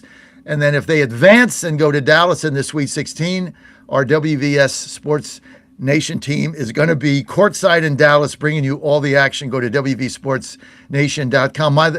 By the way, Mitch, great column making fun of former WVU men's basketball coach that went to Indiana, and now he's playing mini golf. I love that column. I could have got a lot meaner. I think I was as politically correct as I could be. Wait, are we talking about the Huggy Bear or? No, no. Darian DeVries that came to our school for one season brought his son with him. His son medically redshirted, and then conveniently was able to play again the next season for Indiana when he went there. So anyway, I love the column, and you kind of mocked him, but I thought it could have been more biting. But we were on a conference call. I don't care about saying this on the air. And our editor, Jonathan Edwards, I think he thinks he's running the New York Times. He's like, well, you really can't be mean to him because you don't want to do a hit piece. And I'm like, what? I want a hit piece on this guy. Stabbed us in the back and took his son and got out of town to go to Indiana. And now he's playing mini golf. Screw him. Yeah, same record. Yeah, I screw him. I'm with you. I could have been way meaner. If you went to my Twitter account when he left for Indiana, if you go back there, you'll see how mean. Is he on the Putt Skins tour now? Is that what he's doing? I wanted to do that that was my career aspirations, was to grow up and be a professional mini golfer. I saw that after Saved by the Bell on Saturday morning TV. I was like, oh my gosh, $1,000 a hole? I found my life's calling. I've actually. That's what I wanted to do. Have you ever watched it? Canceled the show. Those who aren't athletic enough to do putt wind up playing ultimate frisbee. Ultimate frisbee, exactly. Yes, I knew it was coming. We need to get a rim shot for Saxy over here. But they do really have a putt professional league. Yes, they do. Yeah, it's insane how good they are. Yeah. Absolutely insane. I got several course records here in the Richmond area. What's insane is it's televised. That's the problem. they put it on TV. Ever since the movie, we wouldn't have to see Ultimate Frisbee. Since the movie Dodgeball, and they've been doing the Ocho stuff. The Ocho. During COVID, they ran the Ocho. Midget tossing coming soon. Yeah. Midget tossing. Sticking in the West, Arizona. This was the battle of the iced teas, right? Arizona iced tea and Long Island iced tea. 92-58 winner. Arizona blows them out. Utah State beats Villanova. Kind of an upset there. Villanova's been down the last few years. That leads to Arizona Arizona and Utah State. This spread is 12 and a half. I will let you start, Chris. Any chance that Utah State can do anything to the dominant Arizona team? Yeah, but they won't win. I think they cover here. Utah State, I like the way they play ball. I just like the way they get up and down the court. They pressure, they shoot well, they rebound. They're just I just like their chances here to cover this cover this spread. Arizona State probably a little high after that first round, going to get knocked down, get pressured early in this game, and Utah State gets a little bit of flavor, and then they Arizona stretches it out at the end of the game there, but to win it and 8-9 points, but I think they cover. Utah State does. Coach Vince, can they? I mean, Arizona is such a well-rounded team. Braden Berries is probably the star player, but they have so many options over there. Any chance for an upset here, or are you taking them outright 12 and a half? I like Chris's thought. I think Arizona wins this game, but I could see Utah State keeping this within the spread. I wonder who in Utah at the beginning of the season had the Utah State Aggies going further in the tournament than BYU. Right. Right. I mean, BYU was like, they were a top 5 team at the beginning of the year. They lost one of their players, but Utah State's a good basketball team, no question about it. I had them the other night. They were one of my few winners I had the other night in the opening round. But I'm not going to bet on this game, but if I were, I would probably take Utah State, thinking they can keep it within the 11 and a half. John, what are you thinking here? I'm going to take the dog here. I'm really with you guys. This is the only dog that I like with one of these big spreads because Utah State is really good. And I'm with Chris. I like their brand of basketball. They're one of these teams that just kind of hangs around. I mean, if you look at their upset win, they hung around that game and then pulled it out at the end. They hang around. 12 and a half's a lot. And this is the only dog that I'm going to bet that's over 10. I'm going to take Utah State, and I'm going to wait till game time because I think the spread goes up. I'll probably get maybe 13 and a half. So this is one I'm going to wait on. Yeah, so it's already up to 12 and a half. That's right? A great thought. It started at 11 and a half. Yeah, I mean everybody's. This is the other thing. When everybody's pounding a team, a favorite, that's why you go to Vegas. None of the hotels go out of business, right? They're bigger than ever because the public does not win on a consistent basis, but everybody's all over Arizona here based on their first game where they just took apart that team and it was laughable. But I think here it's going to be a little bit of a closer game. Same. Dan, what are you thinking? I will defer to the expertise of our panelists. You can go with the grain, go with the flow. I will be a populist for once in my life and say yes. Let's go with the points and the underdog. There's nothing wrong with that. We don't want to pretend that we're experts on all 64 teams. So hey, if we're not, we're not. We don't want to just throw something out there. That's why in this kind of a tournament, you look at what I liked about Utah State is they have a little swagger to them. They have this brash. We're gonna just play ball here, and I think they have fun. I love that in the tournament. I just love that kind of an attitude when they get on the court. So it's more of a feel. They're like the Montreal Canadiens of the NCAA tournament. Same thing. Young, have fun, throw caution to the wind, fight everybody. They're all 18, 19 years old. It's fun. It's fun watching teams that are having fun, that are playing it for the fun of the game. And that's where I think Chris nailed it. That's where Utah State comes in. And they do have a little bit of a swagger, which I like. Yeah. So all the combos there, I really am rooting for them. I hope they do well, and I love to see an upset. All right, sticking with the West. One of the biggest stories here, Texas comes in the play-in game, wins in the play-in game, goes and faces BYU, beats BYU in the first round, 79-71. The kid who I can't pronounce his name, Bokaitis, whatever. He had 23 points.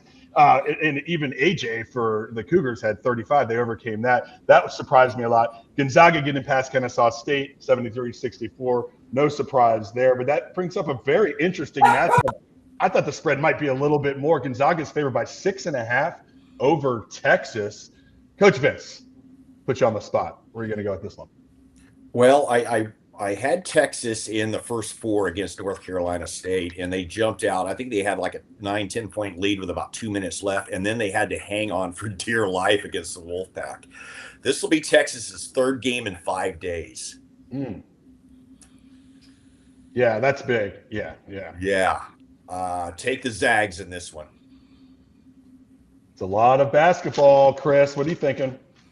Yeah, it's something to consider there when you're looking at it. I would take Gonzaga anyway to cover the 6.5. Is it 6.5? That's what it's looking like, at least when I'm looking at ESPN. But I would look. Gonzaga is still a quality ball club. Texas is up and down, inconsistent. They've had their run. I think it ends. All right, Dan, where are you going to go with this one? I like the Zags. You and the Zags, I think, and Vince makes a good point. That a lot of games to play in a short period of time, and I don't know the Zags. They may not have gotten all the way to the mountaintop in this tournament, but not unlike a Tom Izzo. Few has a history of being successful and getting far along the way in the NCAA's. I'll go with the Zags. John, where are you going to go? Well, first of all, I've told you guys a week ago, I love the play-in games. They're my favorite. I bet Texas, winner, chicken dinner. Then I bet them again, winner again. So I'm sticking with them. I mean, I get to 3 games in 5 days. But hey, these are basketball players. They're in shape. They got a good night's sleep. Let's go play ball. I'm not really worried about that. I think they're having fun here. And, every time I bet Gonzaga, I lose. I'm like 0 for 50. I can't win a bet on this team. So I'm just going to go with Texas. And if I lose, I lose.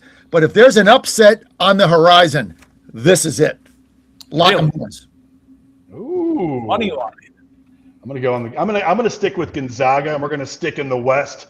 Miami beats Missouri 80-66. No surprise there. Purdue, no surprise that they won, but I had a lot of people that were picking this upset for some reason, but they won 104-71, leads to a matchup of Miami, 7 seed versus Purdue, 2 seed.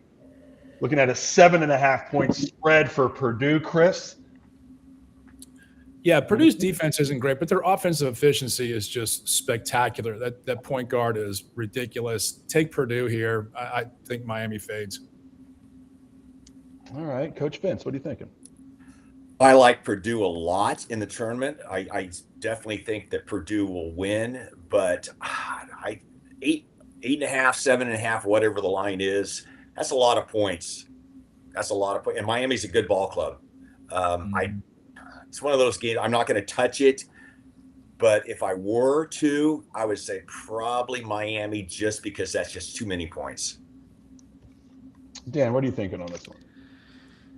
Well, Virginia is my reference point. Virginia has played Miami a couple times, won by about the spread. I think the last time they saw each other in the ACC tournament last weekend. I think Purdue's a better team than Virginia, so I'm going to take Purdue. Virginia blew them out. Yeah, wasn't it? I thought it was like 8 or 9 points, wasn't it? It was like 20. It was like 22. Is that true? I didn't think it was that much. Last weekend at the ACC tournament. Yeah. Look at these. Okay. Look at these Virginia boys scrolling through the. Okay, hold on. I'm John, where are you going to go with this? Maybe having a senior moment here. So you look at the game yesterday or whenever it was, right? 2 days ago. So Purdue, last night, right? So Purdue is 35.5 point favorite. You look at the score, you say, oh, they covered. No, they didn't. If you bet Purdue, you got to give money. I mean, they didn't cover. They were the biggest spread on the board, 35.5, and they won, I think, by 33 or 32. They didn't cover.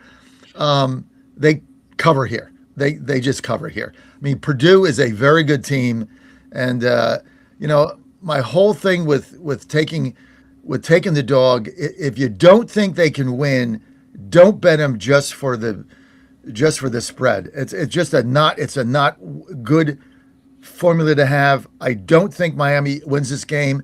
So it's like, how many did they beat them by? Therefore, I'm taking Purdue. Yeah, I think I'm going to go with Purdue as well. John, we're up for a sponsor. Reed, what is it? T-Pocket shirt? T-Pocket, baby. I got we got a brand new sponsor of our show. I didn't put it on. You're right, Saxman, by today, the way. But look, the shirt T-Pocket. It is so cool because you can put all your phones right in there. Because I got 3 phones and 3 pens. I got a lot to do with T-Pocket. I can't see the pocket. Here it is. Here, see, I was wearing this the other day, but I only have a long sleeve, and it's too hot here in DC today. But that's the best view all day, bottom, right? This is XL because I'm a big guy. So I put my 3 phones in there. But I want to read you. This guy sent me, the owner of the thing sent me this letter. It's too long to read, but I'm just going to read the first line. Hey John, big fan of your network. I chose you over all the other radio stations in Atlanta and a couple of others.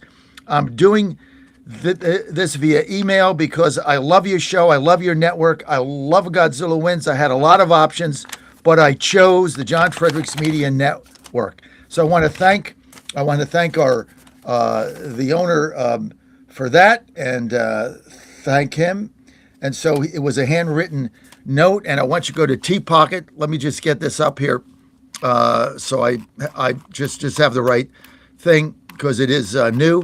But you want to check this out, and it's going to take me 1 second here. But it is a new sponsor that we have, and it's T-Pocket. I've got it somewhere, but go to the letter tpocket.net, the letter tpocket.net. You can get your T-Pocket shirt there, tpocket.net, and we thank their team for giving us this opportunity, tpocket.net. Check them out. All right, you're listening to Godzilla Wins Saturday Pick Show.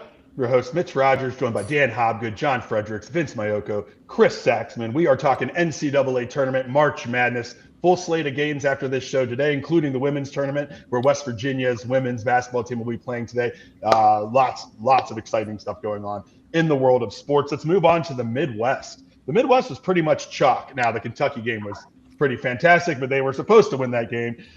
Michigan beats Howard 101-80. Howard was a great story, especially if you're from the Virginia area. You had a Baltimore school, Howard, the first time two HBCU colleges played in the NCAA tournament, so it's a big deal around here. Howard winning was a big story in the DC area.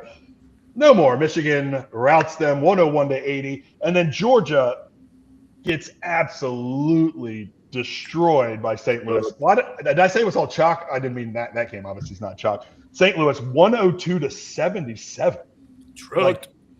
Jeez. Setting up a matchup with St. Louis versus Michigan. Michigan is one of the favorites to win it all this year. They are favored by 12.5, Chris.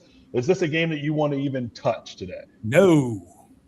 Yeah, it seems like there's a lot of options out there. This one seems a little tricky. This is in the hell no category because hell no.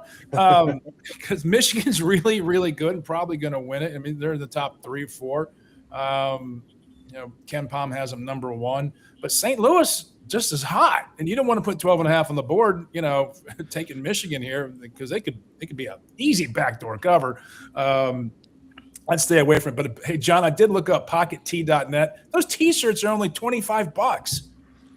Yeah, I mean, it's a great deal. And if you're carrying phones around, I mean, everybody knows I got 3 phones, right? Here's 1, 2, 3. I mean, I run my company on phone. This is how I run the whole company because I travel all the time. I'm at the White House. I don't have time to get a laptop.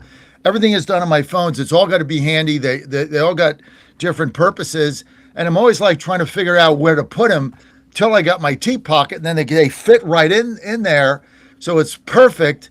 So Obama said he's got a phone and a pen. I took that. That's what Obama taught me. He said I got a phone and a pen. I got 3 phones and 3 pens. That's got your Obama phones. Yeah, I got 3 phones. Obama phone. 3 pens. So, I got Obama. Hey, Mitch, can I jump in here? So I'm want to hear more about Jackie Obama. Robinson Stadium watching the UCLA Bruins play the Maryland Terrapins. I send a picture to John and Ann via text. I call them, no answer. And I find out he's got 3 phones on him and he can't return a text. He can't answer his phone when Coach Vince is calling him from Westwood, California, on the home of the campus of UCLA. And I don't know what to say. And you're with their boy. You're with their son. Is the 3rd phone your camera right now, JF? Is that what's going on? Remember, No, I got a big camera here, but one's a bat phone. One is Ann only, right? And I have different things. Ann only. Yeah, and then the other one is, and then one is Washington D.C. because I'm running a campaign there. So I got 3 different phones. I got 3 different numbers. And look, when I'm doing my show, I got to ping up like right now, right? I'm on camera. I got DraftKings on one phone. I got ESPN on the other phone. I've got my text. I've got Getter Live on the other phone. I mean, I got a lot going on. We started the show out and he was giving me crap for not answering his texts and phone calls. Remember that one? I have just one phone. I intentionally ignored him. Okay. I did return your call last night. You talked to me just before the national. But you're wrecking the story now. Come on, just. But I was happy you went and saw Joe, and I got a text from Joe. He says, "Oh, Coach Vince," because you had talked to him so many times, and I didn't realize you guys had never actually met. So he was excited to meet you last That's good. Night. He's easily impressed. He must be easily impressed then. Oh no, he knows you're famous. But look, I'm very, very proud of him because he's out for the season, but he's traveling with the team because he's a leader in the locker room. And I told him, that's it. What you do on the mound is what you do on the mound, but what you do in the locker room and the leadership, the mentoring of the younger players, their workout ethic, your work ethic.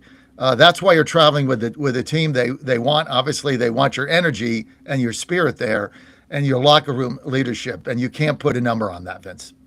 Yeah, I asked when I spoke to him. I said, have you ever been to California before?" And he said, "No, this is the first time I've ever been to California," which was really kind of surprising for a baseball player to venture west. And I guess on Thursday they actually arrived to LA and they went to the beach on Thursday.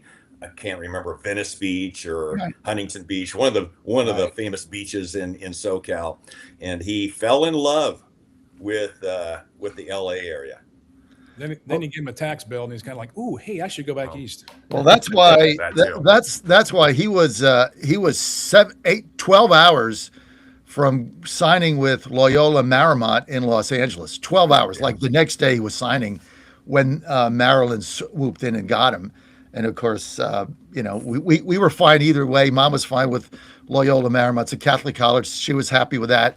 But for me, it's like, well, you're either 8 stops away on the metro, 20 minutes, or 3,500 miles, I'll take the Metro, to be honest with you. But it's all good. I also understand you talked to Coach Jimmy Jackson, right? I did. What a good guy. He's a great guy. I peeked my head in the dugout and going, is Coach Jackson around here? And coincidentally, the guy I asked was Coach Jackson. I had a good talk with him and told him that that John Fredericks wants me to join your coaching staff next year. So What he entered said, in my resume and gave him my business card and said, "Fear the turtle." I want you in Maryland, baby. Let's go.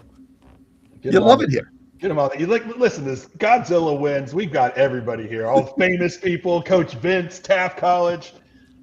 You're in there. You can just poke your head. You can just go to any game you want on the West Coast and just poke your head in and talk to players and coaches. I love it. Yeah, it's it comes with this territory, and yeah. Coach, I'm telling you right now, though, if you end up on the Terrapin staff, do not send me a Terps hat. Hey, their hats are. I love the M logo. I do too. Okay. Yeah. Well, hey, yeah. Look, you got Jeff looking at wearing it right there on the shirt. Yeah. Yeah. The other. Yeah. There. One side. The other side. It's an upside down W for a reason. Poor Joe. Joe had That's so mean. The weather. That's mean, Saxman. That's so mean. Upside down Saxon W. with the jokes is great. What do you mean? Jonathan Edwards would ban you from WVSportsNation.com because you're mean. College Park. Saxon seems really broken up about it. That's not a reason for me to stop. Okay, for me that's an accelerant. It's like, oh, is that how we get out of this? Chris will be like, "You're not the editor of my Substack. Get out of here. I can post whatever the hell I want." Yeah, and if you got a little plug. Thank goodness for Saxon and me that the UVA pet band still isn't in existence. Otherwise, the governor of West Virginia would be writing weekly letters to the governor of Virginia demanding apologies for whatever the UVA pep band is doing to make fun of West Virginia. God, So those are the funniest days ever. Oh my gosh. Anyway, WVU women's basketball. WVU women's basketball is going to the Sweet 16. They're going to win these two games at home.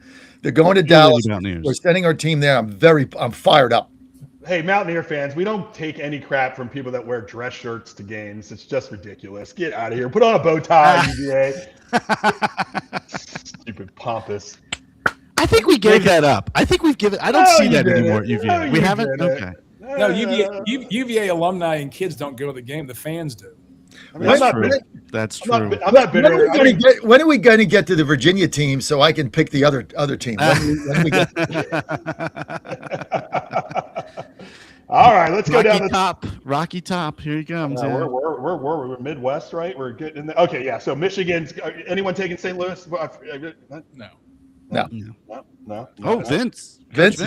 All right. Coach Vince is going to be up there. Go to GodzillaWins.com to get all Coach Vince's picks right after. Now you're getting it, Mitch. Thank you.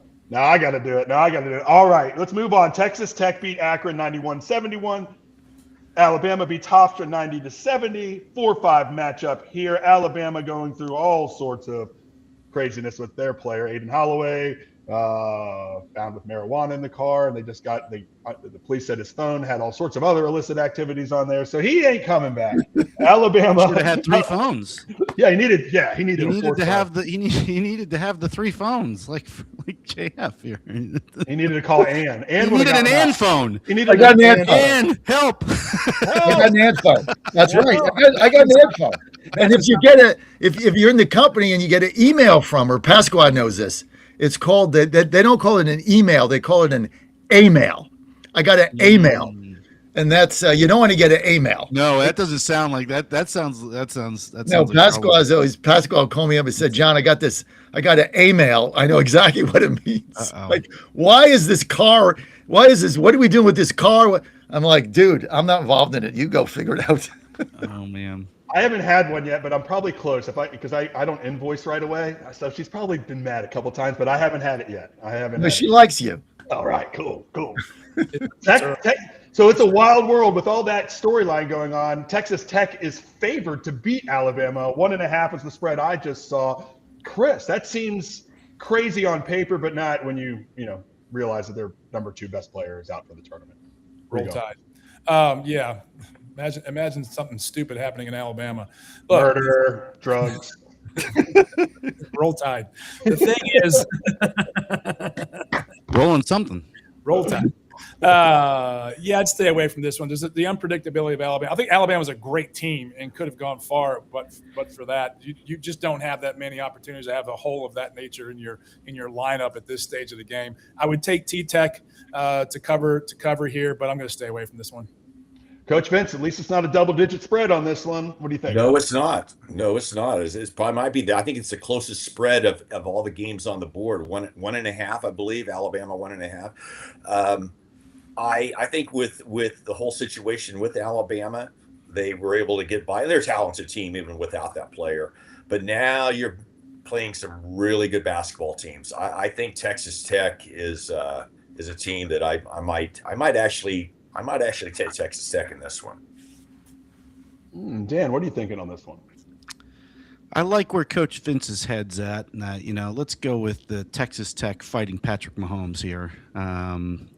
I'll be deferential to the 2019 runner-up to my Virginia Cavaliers and be kind and pick them in solidarity of sorts. Yeah. All right, John. We're going to go with you. Love taking the bad boys. I love Tech here, and I'll tell you why.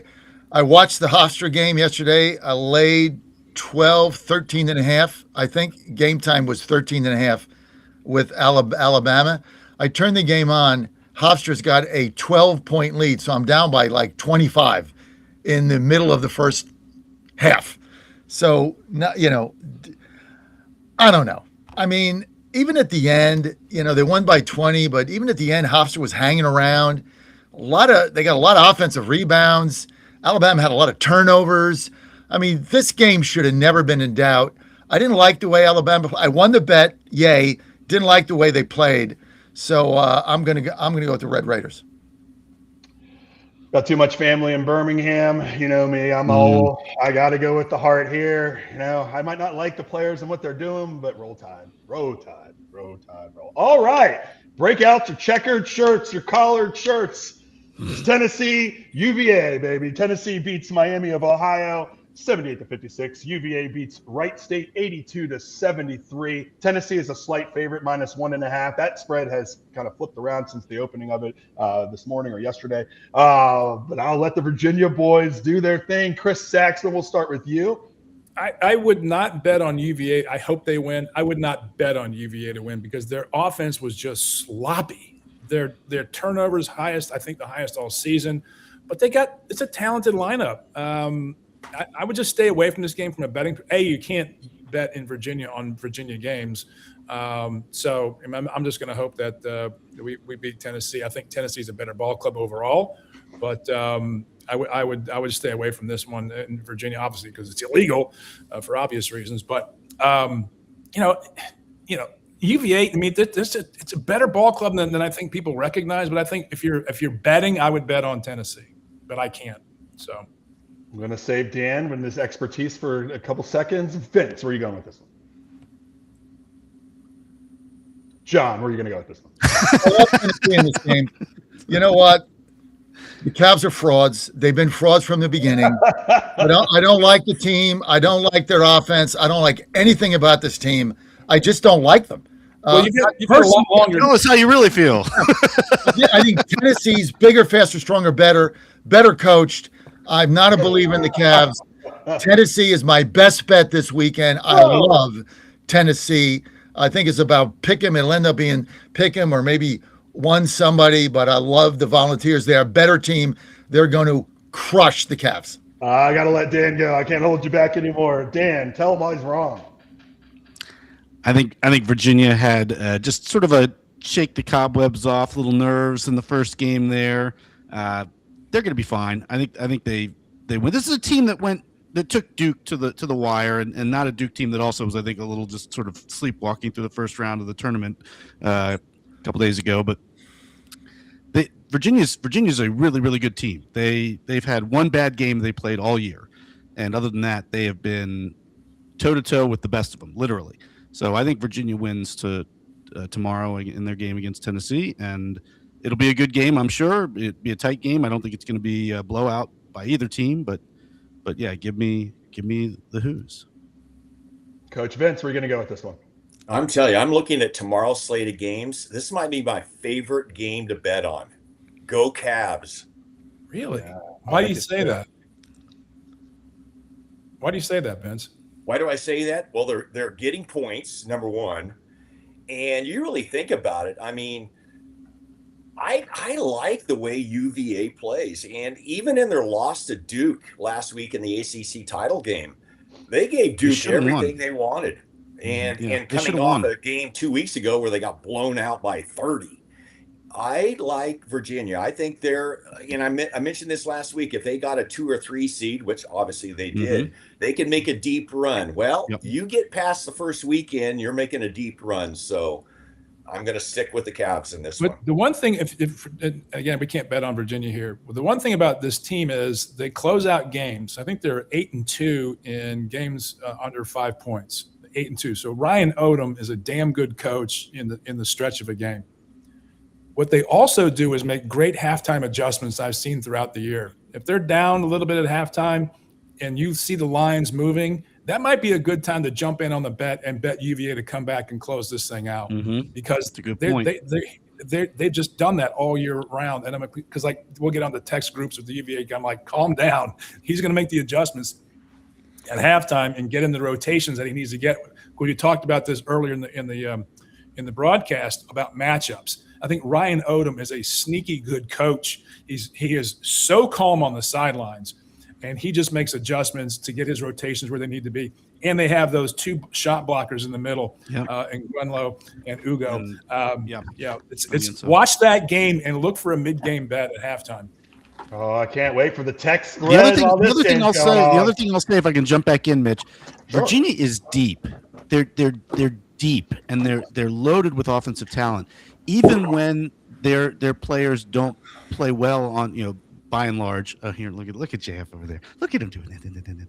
But Jakari White, who had a terrible ACC tournament, scored almost 30 points yesterday to seal the win for them. I mean, that's the way Virginia has won Wright games. State.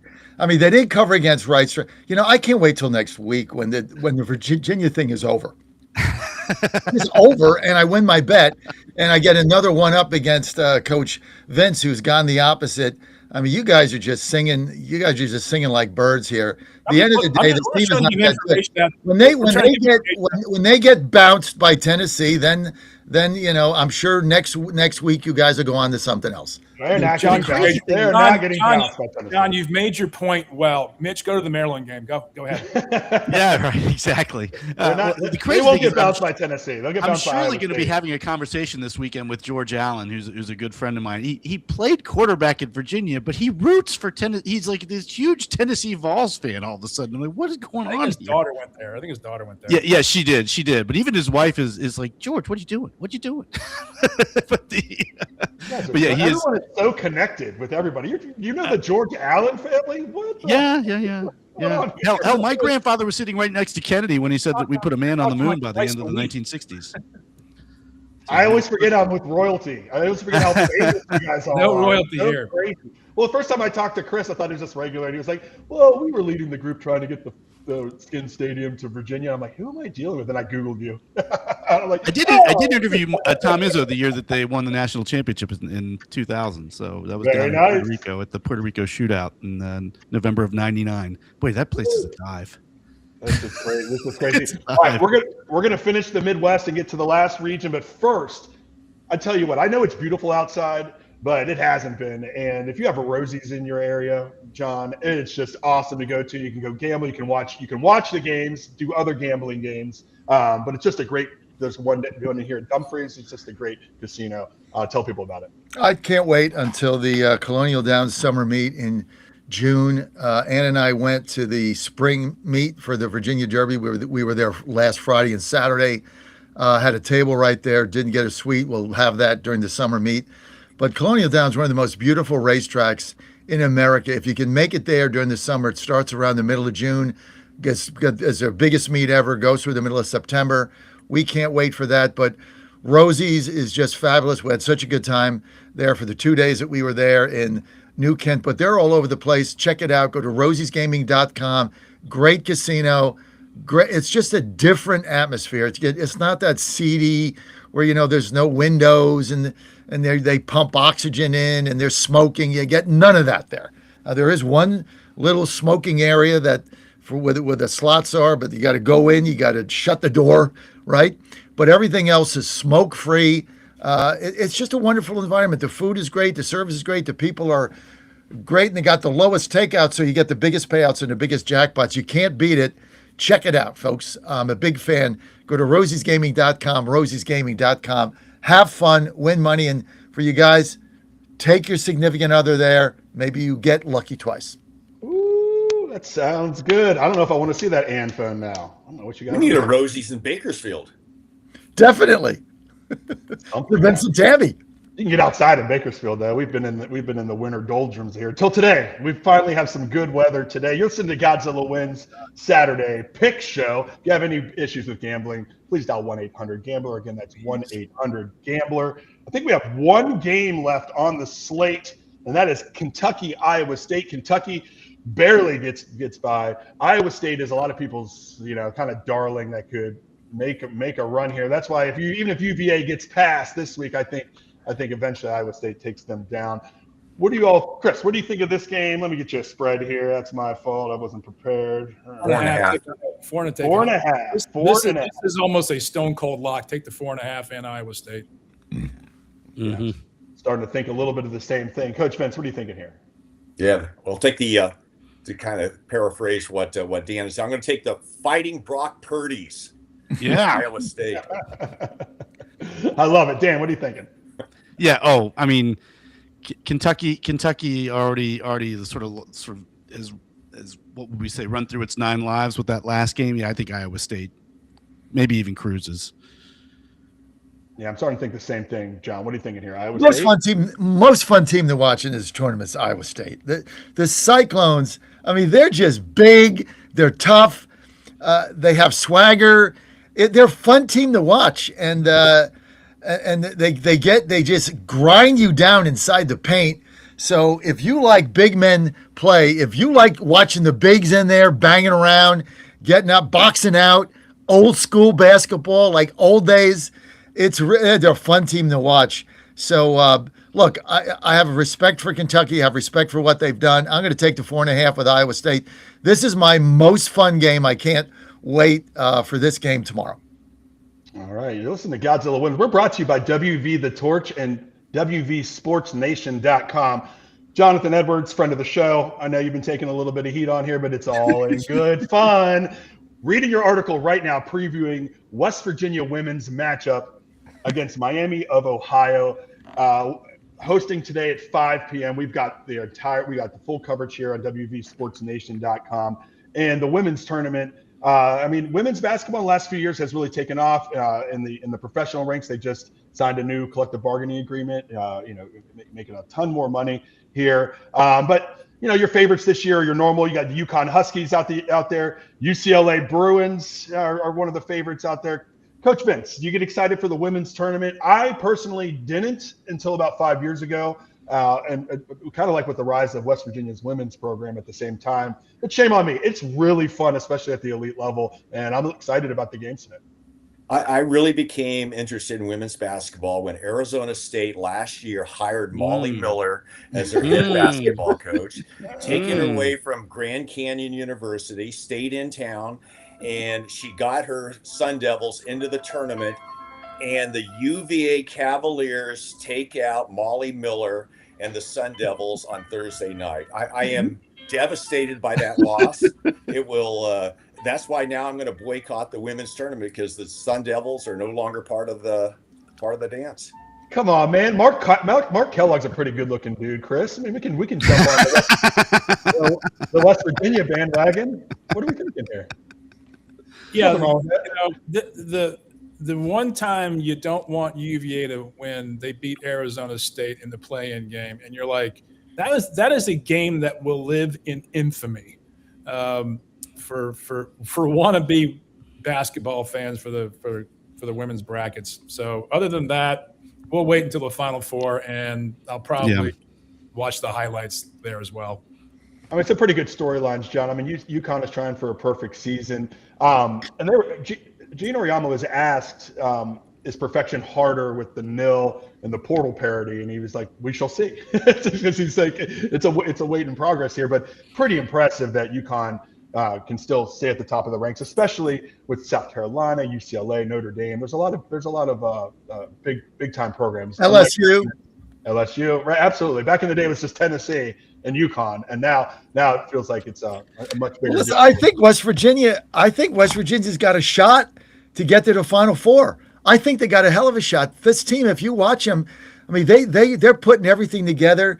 Their coach Mark Kellogg has been phenomenal, but I know you guys are heartbroken that Molly Miller is not going to be on the courtside coaching. I demand a recount. I think there's Russian collusion involved here. But my favorite women's coach is going to be there, and her name is Kim Mulkey. That's my favorite women's coach. Now, you guys don't get it, right? She is a dynamic woman, and I love watching her sidelines because I never know, because of the outfit she wears. Like, what is she going to come out with today? Now, she's a little mature. Like she's been to Churchill Downs for, She's a little mature, and she's a little grizzled, right? So I get it, right? You younger guys are like, well, that's like my grandmother. No, it's not. Sorry for the ladies. She's been through a lot in her life, so she's a little mature. But she comes out in these great outfits. She's a spirited coach. I love watching her coach from the sideline. She's very animated. But this women's tournament is going to be fun. And I'm telling you, this West Virginia women's team, do not count them out. They got a hell of a shot to get to the Final Four. And they can beat anybody on any day, any night. So I think it's going to be a very fun. Shades of Pat Summitt with her.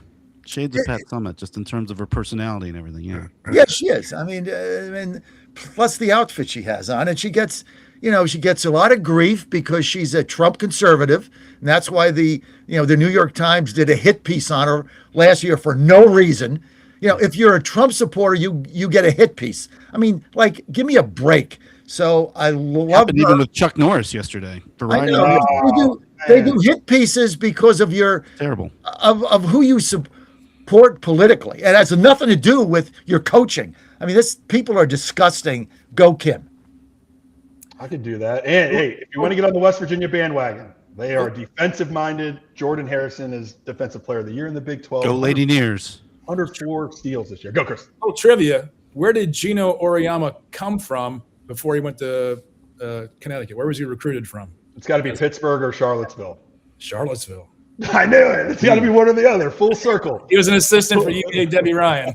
Hey, a little comment here on Coach Gino. When Calhoun retired as the coach of UConn, they wanted to install Gino as the head men's coach. He thought very seriously about that, but it's like, if things don't go well for him as the men's coach, then his legacy is tarnished, I guess, so to speak. But I think he would have been a great men's coach at this level. I mean, the guy can go out coach. Born in Italy and naturalized at like 40 to become. Really? I did not know that. Yeah, he naturalized because he did when they were playing a tournament over there. It might have been the Olympics. He wanted to make sure that because he didn't have dual citizenship, he could get in and out of the country. So he naturalized as a citizen. When was that? He was an illegal for. Whoa! He came here. He was a DACA kid. He's DACA. In fact, also a putt-pun skins player. I mean, he's got to be. This UConn team after a successful ultimate career. I mean, this UConn team is a 50-game win streak. They don't have like an elite. They are just well-rounded this year. Sarah Strong as a freshman, she's going to be a matchup nightmare. I'm excited about it. Ozzie Fudd, elite shooter. I don't know why. I was prepped more for the women's tournament than I was for the men's basketball tournament. Any South Carolina, another good storyline. But John, how proud are you that not only did we send a staff out to the Big 12 tournament in Kansas City, now we get to have them right at home. We're going to have articles, real live tweets. Today is just going to be awesome. It's a great day for your network and WV Sports Nation. Got to hand it to my team at WV Sports Nation, of which Mitch is one of our key columnists there, writers. You can follow his column. It's called Mitch Please. Go to WVSportsNation.com. We've got great young writers, and Jack, my son Jack, who runs Godzilla Wins, did a super job. We got an app coming in about 3 weeks, I understand. Mitch, what I was told the other day, that's on target. And I want to thank my whole team, all of our writers, Logan Powell and everybody. Just want to thank Brendan Statler, all of our writers there. We cover baseball, we cover women's basketball, we cover it all. Football's coming up, baseball. West Virginia Mountaineer baseball team is going to Omaha. There's no doubt about it. They're beating everybody. They're tough. So you want to follow anything West Virginia, we got a great team. Go to wvsportsnation.com and look for our app that is coming out in about 3 weeks. That's awesome. wvsportsnation.com. I want to thank WV, The Torch, Pocket Shirt, Wellness Company, Rosie's. I want to thank all of our viewers and our listeners. It's going to be a great day of basketball. Please stay tuned to that. Go to GodzillaWins.com for our picks. My picks will be up there along next to Vince's and John's and Jack's. Stay tuned for the Jay Delsing Golf Show. We'll see you next week.